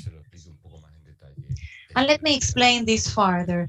There's an indicator called the I-20 related to the contribution of agriculture on ecosystem services. Since agriculture is contributing and how agriculture is contributing to these services as an indicator, as a reference or as a proxy to this contribution, then we try and define the percentage of the agricultural area being currently covered with the landscape features that are considered beneficial for biodiversity. Nowadays, we use remote sensing to map at the European level all of these elements, whether they are trees or other types of elements which are characteristic, or bushes or characteristics, typical characteristics of the area important for biodiversity. Here we have an area in the north of France, and this shows the different type of parcels with the growth of vegetation there. And there you have a representation of how the time sequence of the satellite images, in this case Sentinel combined with other high-resolution satellites, allow us to map and analyze the evolution of these elements throughout time. And we have this woody vegetation that then allows us to map and represent other characteristics or features of the landscape, like water bodies, etc. And just as one more piece of information, there's a super interesting discussion in terms of what is the contribution on biodiversity of other landscapes that per se are important for biodiversity as agricultural areas, like areas like we have in Spain and Portugal, which are very valuable for biodiversity and also having agricultural use, and other elements are as humid areas or rice areas that are important also for areas that are extremely arid. And finally, the challenges that we now encounter for the future are the following. As I was telling you, to keep on developing the application of remote sensing for some indicators and also for some other measures being implemented within the agricultural policy. Then the development of new indicators allowing us in the future to have a more extensive use of remote sensing. And the red example that I believe very important is the use of remote sensing for indicators related to the use of water or water consumption in irrigation. This is something that we are discussing, but that has not been operationally applied for the next reform yet. And finally, another area that we believe very important is to transfer the benefits of remote sensing, not only for administration, but also for end users. The new CAP makes reference or highlights the need to provide the farmers with the necessary tools. And in this presentation, we have, for example, the possibility of using this sustainability tool for nutrients. This is a digital tool for farmers in order to define the number of nutrients in each parcel and then to make a more efficient use of fertilizers. And following the same line of using tools for a more efficient use of resources, we believe firmly that remote sensing will have a key role in the future. Thank you very much for your attention. I am sorry that I was not showing my presentation before, but I believe that you will have the presentation for participants after this event.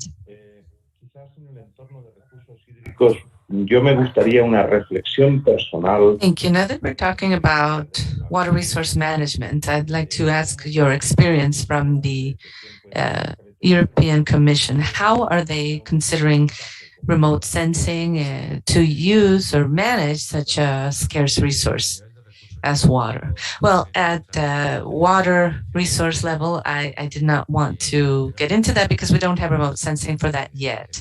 The indicator does exist in the CAP. There is an indicator that is called the Index of Water Exploitation or Water Use. And that's just a national scale or regional scale balance that computes available water and water that is consumed. So that, as we know, after this session, that is very difficult to do. As we saw from Jesus Garrido at the very beginning, the types of tools are very complex, and these are not implemented currently. They're not being used here.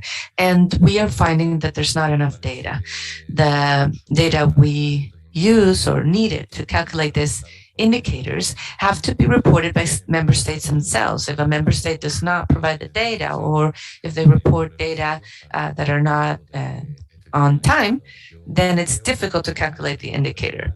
I personally, and I defend this anywhere I must, I believe that we need to think about remote sensing now as a complement to the reports provided by countries that, of course, are all right in themselves, but they have to be updated. Thank you very much for your contribution, Isidro. Very interesting. And now we have Gert Beckman, who will be referring to water desalinization from Brazil. Gert, you have the floor.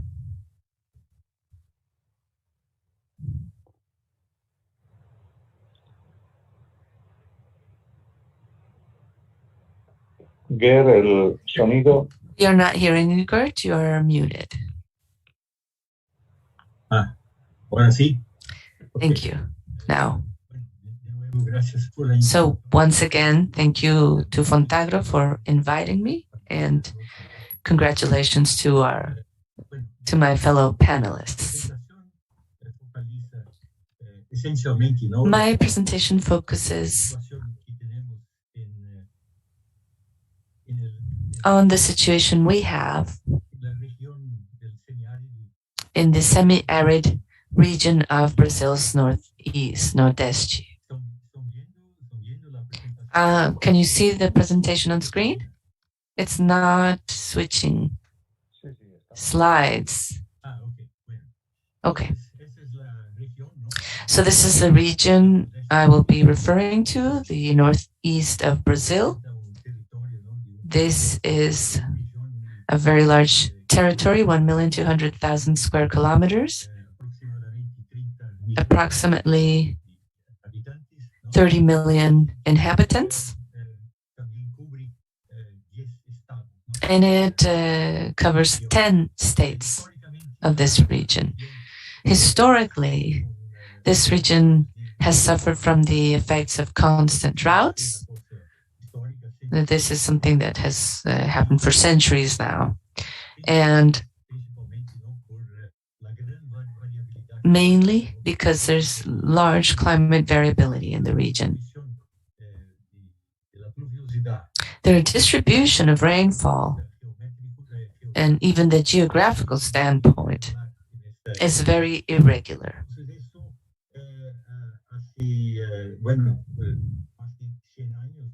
So as I said, this is something that has been happening for a while. And 100 years ago, there was a government policy issued for that to try and implement and build large waterworks, canals, irrigation systems, and water storage systems through reservoirs, dams, and others. So that was the focus back then. A large part of the population are rural and they don't live in the same center. They are spread out throughout this large area, and they did not have access to water continuously, even if these projects did exist, and it was not easy to access water. To compensate that, there was an introduction of policy based on water supply and providing water on wheels, so transporting water from one part of the region to another, as is common in other regions too. But of course, that was not a definitive solution. If water was taken from the same reservoirs, it had large amounts of evapotranspiration, and that meant that the quality of water worsened every time, given the concentration of salt, which is an evident problem linked to that large capacity for evapotranspiration and little amounts of rainfall and reservoirs that were not deep enough. So saline concentration was quite marked. But having no other options, that was the water that was available and the water used by the population. So about 15 years ago, with the Secretariat of Water Resources under the Ministry of the Environment, a program was created for, it was the Freshwater Program, as it was called, to help bring water or guarantee access to water to small communities, providing good quality water continuously in terms of the supply.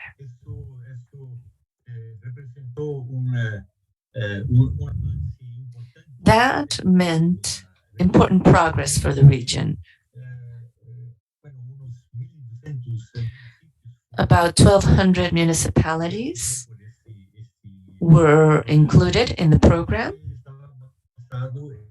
And the program was based on using wells. Many of these were existing wells that were not in use, and providing maintenance and high concentration of brackish water. So osmosis technology, inverse osmosis technology, was used or considered as one way to help solve this situation. As I said before, the water matrix in the region had much concentration and very concentrated in terms of surface water, but also groundwater through wells, but as I said, low quality water and with low productivity, liters per area. So the Freshwater Program was initiated to change precisely this type of scenario with technologies to desalinize water. With these technologies, it was possible to recover thousands of inactive wells and put them into use. So that meant an important change, socially speaking, as well, for the whole region and for all the communities. And very importantly for the time as well, it included community participation. The community representatives were part of the whole process and helped make decisions, even for how to exploit the resource, thanks to these new technologies.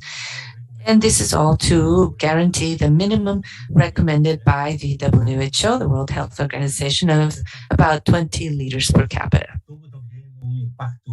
This also had an important impact on health overall for the communities. And it was possible to verify this working with healthcare centers in the communities as well. The index of waterborne diseases was also dramatically reduced. So that is another point that helped decide and transform the program into a public policy that is implemented for the whole region, following that approach of guaranteeing access to quality water in a reasonable amount for all communities in the region, or for communities that were affected by droughts.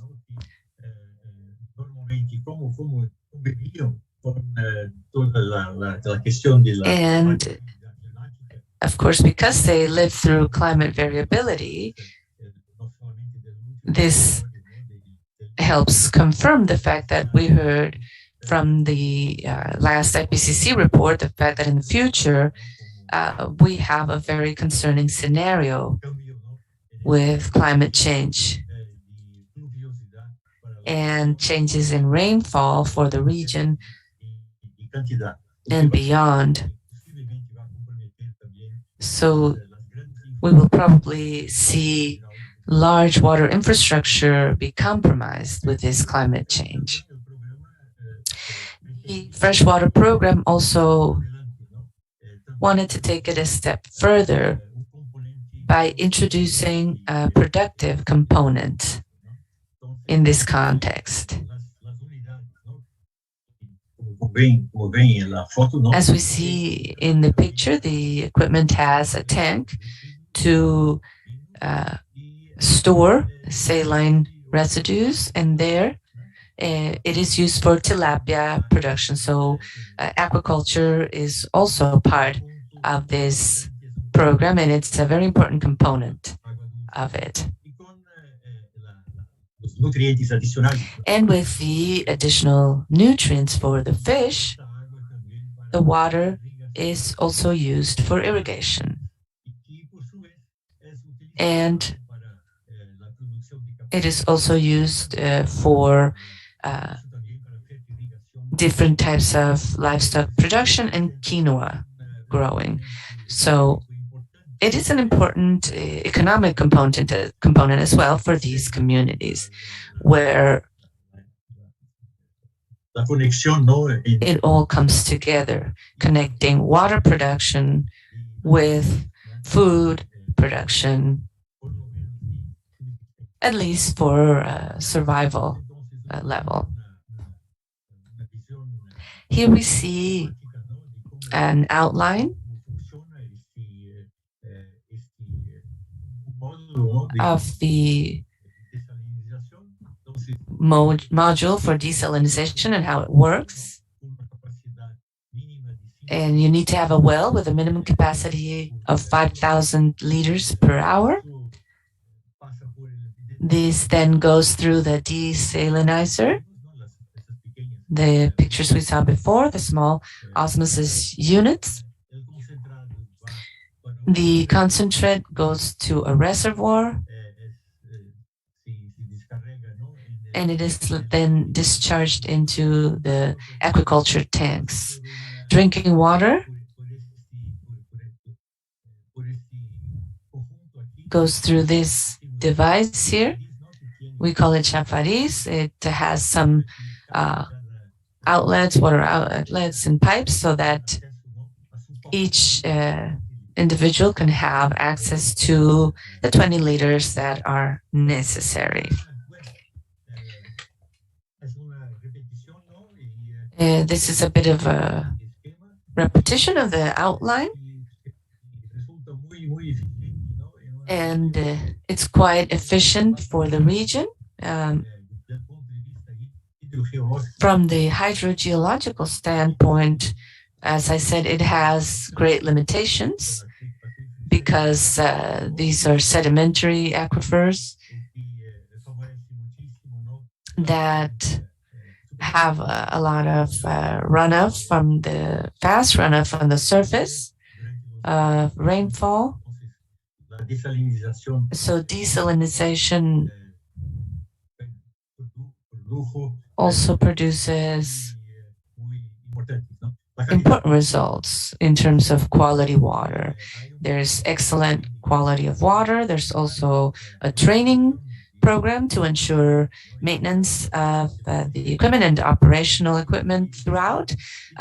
It's a very efficient system, and water as a whole is better managed. So associations of water users also get training and are involved, which is an important change in this sense as well. Here we see the types of production that is achieved.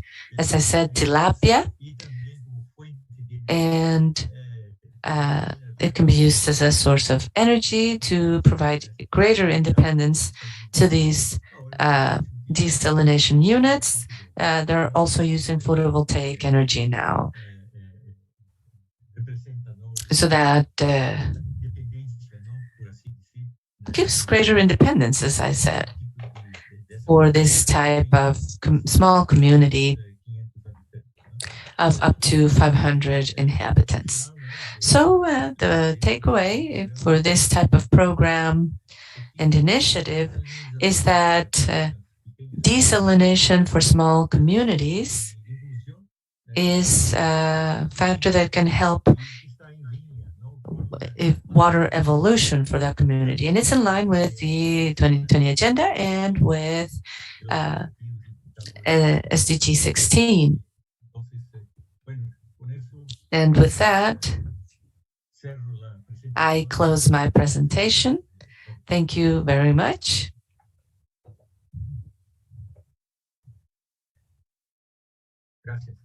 Thank you.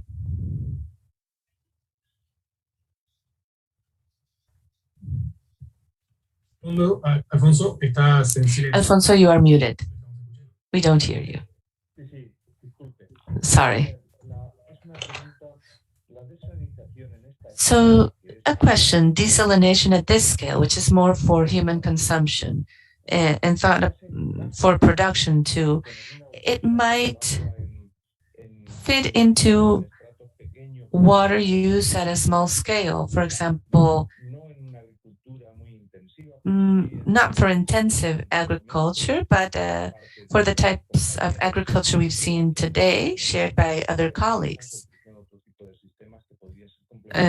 such as clay pot irrigation and other systems. How do you view this? Yes, it should be complementary action. You can have the large water projects and infrastructure looking at the whole watershed, but these might not necessarily reach the smaller producers. So it's far from what we have as an initiative. So if we want to be included and to have larger projects reach others, we can think about desalination at a small scale. For us, at least, it turned out to be a very interesting solution. And of course, it can be complemented with the larger initiatives for development of existing water resources throughout the region. Thank you very much. I think to close this webinar, we have a few minutes, sorry, Diego. If we can talk about the management model in Israel and how water is managed there. And we will have Diego Verger to share that. Go ahead, Diego, you have the floor. Thank you very much. I will try to be brief, but I will try not to go very fast so that our interpreters can do their job. And I will go back to some concepts that were mentioned before, and it would be good if you can tell me. I mean, I am going to be strengthening things that were mentioned before. So I work at the National Water Company in Israel, and I am the manager of international projects.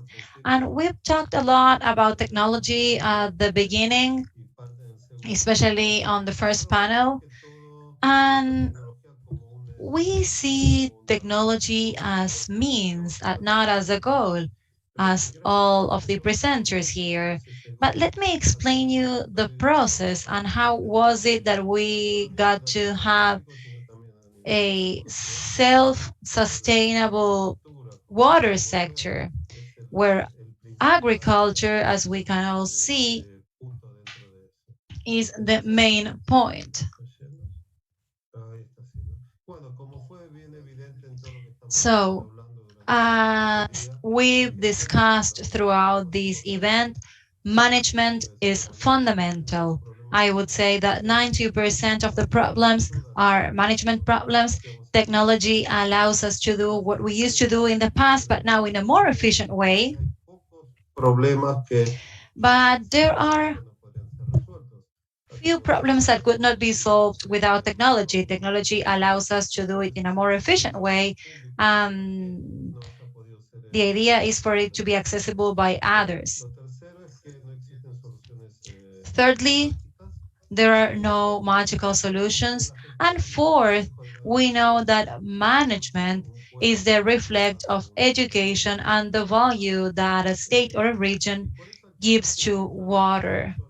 So I won't tell you all the story because I could speak for 3 hours about this, but let me tell you exactly what are the 4 pillars that allow for the existence of a water sector, a successful water sector in Israel. First, we have the water measurement law that was from 1955, and there it says that all water provided for or consumed must be measured. And usually people ask me, so you want to measure because you want to charge for water, but actually what is behind this law, as everyone knows, is that what is not measured cannot be managed. In Israel, water for agriculture started to be measured in 1955. You will see the data later. And at the beginning, water was subsidized. It was subsidized for almost 20 years, water for agriculture. But it was measured with measuring instruments, not through remote sensing. Remote sensing can be helpful, but it won't replace the meters. The second law that we had 4 years later is the water law, and law is a public good, and this law that was like a precursor defines all types of water resources.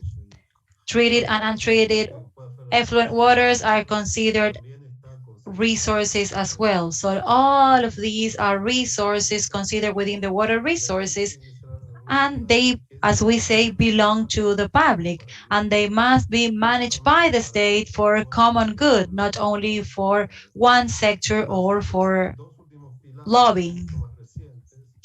And the second pillars are much more recent. First one from 2005, which explains that there is only one responsible for water management, this water authority. There are not 10 ministers. In the past, we used to have the Ministry of Agriculture, Interior, Finances, Foreign Affairs, Health,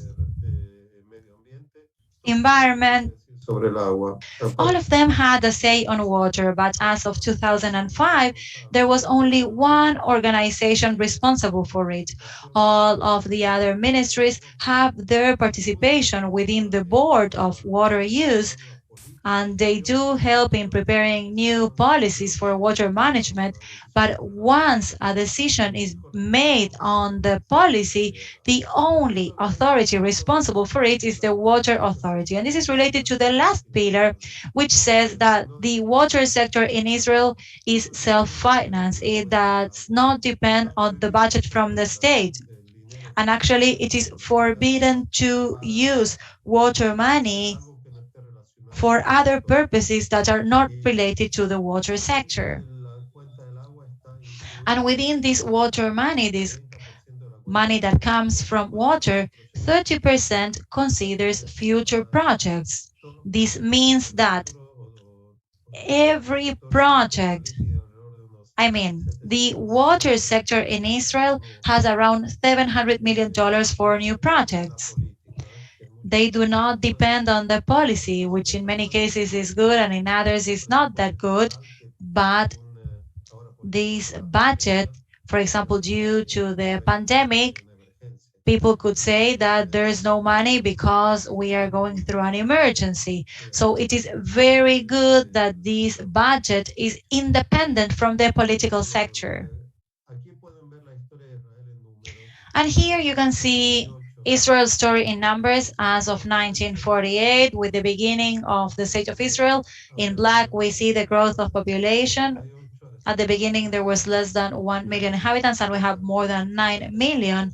And in 1955, we had the water measurement law right here. We have data where we started measuring in 58. We were discussing why is measurement important. Well, for this, in green, you're going to see industrial consumption, and in blue, we have domestic consumption. In a darker green, we have the agricultural consumption, and here in blue at the top, this is the total consumption. And you can see that the agricultural consumption is quite similar throughout history. Domestic consumption is related to the increase in population. And here, in order to understand what were the policies, let me show you the following, because my message after this presentation is for you to know that in Israel, we were able to create a water sector fostering the incorporation of technologies and fostering due to needs being more efficient. Using lower amounts of water. When people come and buy technology from here because they call us the startup nation, they need to understand the history behind all this. So as from the 60s, we had a very strong policy to move from surface irrigation to pressurized irrigation, increasing the efficiency. And as of 75, we started fostering the use of brackish water. And at the end of the 70s, all of the irrigation was pressurized irrigation. And in the 80s, 87, 88, there was the reuse of effluent waters for agricultural. But let me be clear here. Let's see the participation of agriculture in the entire consumption of Israel. In the 60s, 80% of the water was for agriculture, and now we are only at 53%. Therefore, we see how 85% comes from reuse, meaning that by reusing 85% of effluent waters for agriculture, as I will show here, you can see the consumption for agriculture from the beginning of reuse for agriculture. In black, we have the total consumption. In blue, we have the drinking water consumption for agriculture that went down after the reuse started. And in green, we have the reuse of treated effluent waters. And as of 2017, this use is now higher than the use of drinking water, and this drinking water was released to be used for population and not for agriculture. And this is possible because 53% of water goes to agriculture. If we would have 80% of our water for agriculture, the incidence of reuse of effluent waters would be marginal. And one more thing that you can see here, considering the use of brackish water, as previous speakers mentioned, we consider them marginal waters, and then we started using it more and more for agriculture. And I am not talking about desalinization of brackish water here. What I would like to show here is how the planning will take place up to 2050, considering climate change in the region. We are going to have less water in the region, so we're going to desalinate seawater, brackish water, as you can see here, and we are going to need to use more effluent waters. By 2050, 40% of the water for the entire water sector will be desalination water, and only 28.5% will be natural water. And this means that one of the most important debates right now in the water sector in Israel is what will happen with agriculture in the future? What will happen with the price of water for agriculture when in our cake of resources we are going to be having more desalination? And another important point that was mentioned today is climate change. We are working with master plans in India, and up to the moment where we started working there, when I was asked what was the biggest challenge brought by climate change, I said there's going to be higher temperatures and lower rainfalls, but that's not the problem. The problem will be that there will be an important variation considering extreme events. So we're going to have more years with droughts and more years with floods. And this will mean that a drought or a flood that could take place once every 20 years, in 20 years, it will happen once every 10 years. And we need to be prepared for that. However, the question will be, what will be considered unusual? If now this is once every 10 years, this will be more regular than in the past. So what will happen in the future will be an increase of uncertainty, and that's where technology will come to play more and more in order to reduce uncertainties. And I believe that that is one of the few ways for Latin America to justify the use of technologies, because in this case, technology will allow us to be less vulnerable to climate change. Instead of using 100, we're going to be using 50 for the same goal through good technology. So we are going to be less vulnerable when we have more or less water. So to summarize, we need to know our resources. It is very important to define the goals of the sector. We need to plan for the short, medium, and long term by reducing uncertainty, and this means water resources, and implementing clear policies. When people know what are the policies being implemented, they are going to be supporting them. We need to make these implementations gradually. And why am I telling you this? Because in Israel, we are talking about an 80-year process. When there is a place where they would like to change behaviors, as it is usually said, nobody wants to give away their benefits. And that's a problem, that's an issue. So let me tell you that Israel was blessed with lack of resources, especially water resources, while in many places in Latin America, they were not so blessed. Moreover, we need to train and conduct works. In Latin America, there are many feasibility studies that were for works that were never conducted. And finally, let me tell you that these are the questions that we need to ask when there's a change intended. First, what type of project do you want? Are you still going to be having agriculture or not? What is the role of the water sector and what are the targets for it? And also, do we have all the tools to reach these goals? These are the questions that were asked in Israel in order to reach the current status of the water sector. Are there any obstacles? And finally, what type of agriculture would we have in Latin America if water had its real price? I cannot answer this question because there are several comments to make for this question.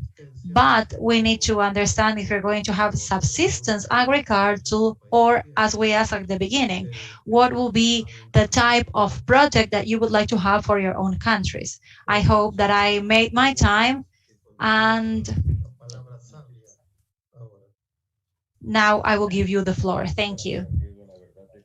Thank you very much, Diego. It is a pleasure to hear this type of general comments and reflections. And the question then about this management model, what would you stress? What is the element that you consider key in a water resource management model that could be truly considered? Because we've talked here about one country, but if we had to summarize, what elements would be crucial or would be the most important cornerstone for this type of water resource management?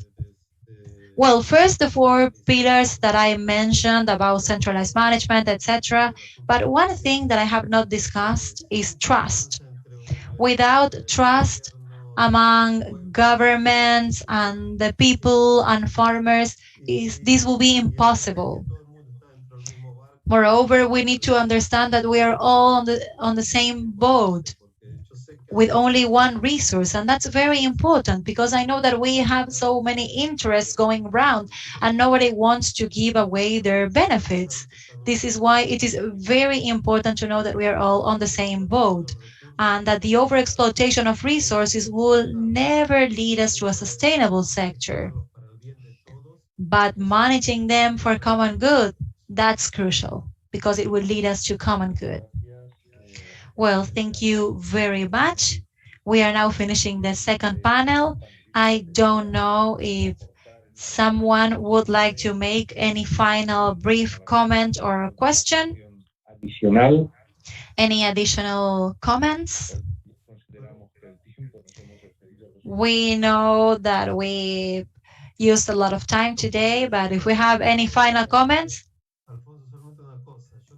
just one thing. We always say that change comes when there's a large crisis.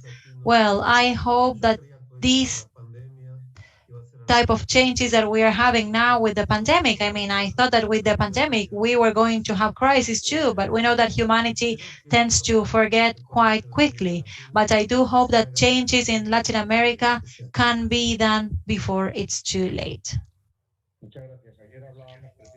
Thank you very much. Actually, we were discussing this yesterday.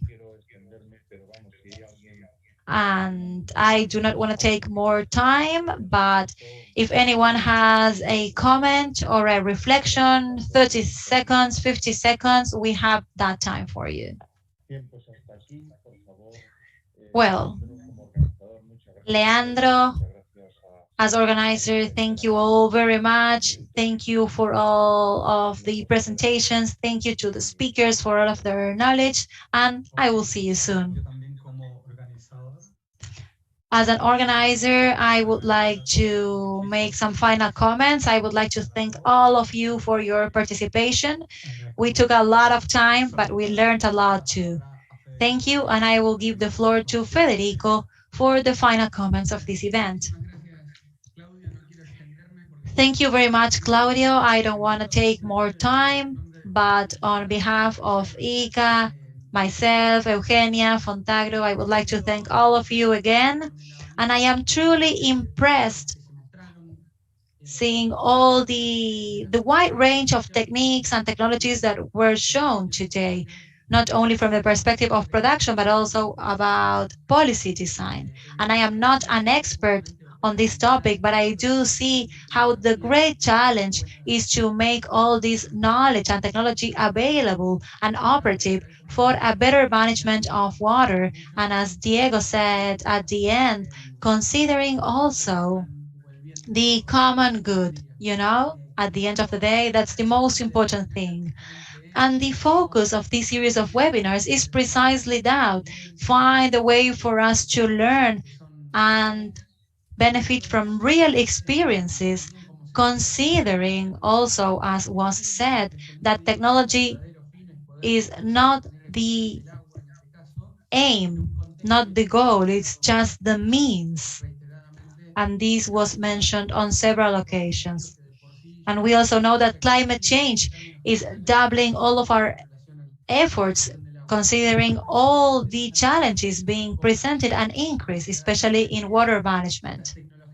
Moreover, we've seen how these technologies as means to improve water management,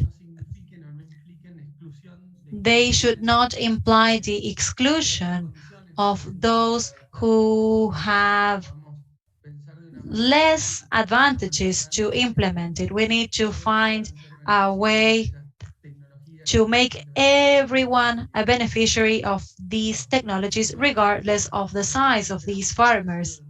So to close,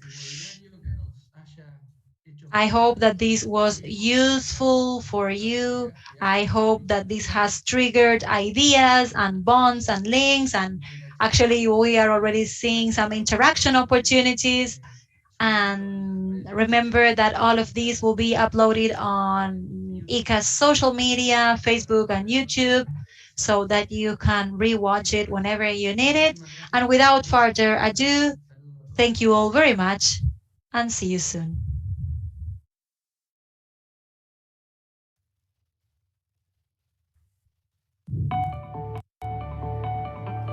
Cuando nosotros vemos a Latinoamérica, el When we Caribe, see Latin America, the Caribbean, and Spain, we do not see borders. We see needs, opportunities, and the hopes shared by over 17 million small family farmers. They do not just produce most of the food in the region, but they do it with great diversification, contributing to environmental sustainability and biodiversity. 17 million farmers that also face the challenges of sustaining and improving their production systems in the context of climate crisis. Challenges without borders require solutions without borders. y esto es lo que vieron los líderes regionales. This is what regional leaders understood when they joined forces to found Fontagro over 25 years ago. We are a platform of international cooperation for development and co-funding of science and innovation projects in agriculture. With our headquarters in Washington, D.C., supported by ADB and ICA, we foster collaborative projects among researchers at national institutes in technology of 15 countries in Latin America, the Caribbean, and Spain.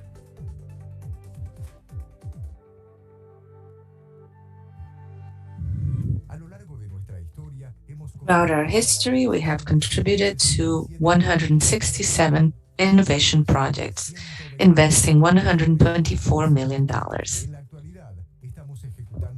We are currently executing 40 projects that connect efforts of 362 researchers in fields as diverse as crops, livestock farming, foods and markets, natural resources, forestry, and agriculture. We are Fontagro. We are science in collaboration and action.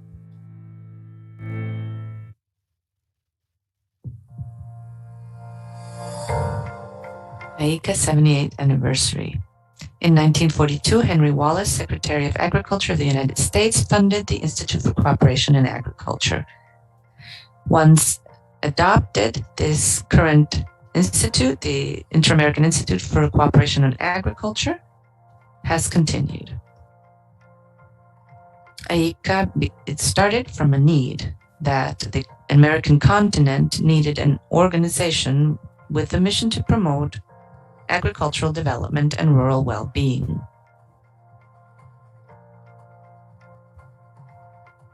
In its rich history of contributing to these objectives, AICA has supported and provided knowledge, offered training, and implemented projects leading to productivity and sustainability in rural territories. It has positive impact that is translated into income and insertion in local markets.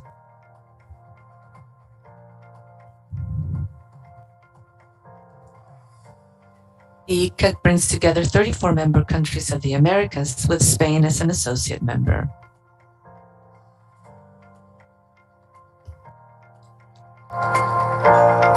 Throughout its history, there has been constant change, and it has supported relevant changes to strengthen institutions throughout Latin America. It has a leading role guaranteeing economic development and fostering rural development. AICA works to build a more productive, inclusive, resilient, and modern agriculture with the participation of more young people and women. 78 years of productive history, 78 years of positive transformation for agriculture in the Americas.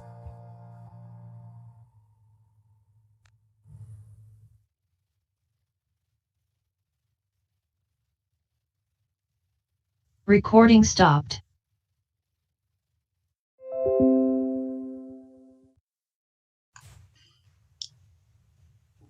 Ok, también ya me voy a desconectar, solo despedirme, darle las gracias. I am going to disconnect, but thank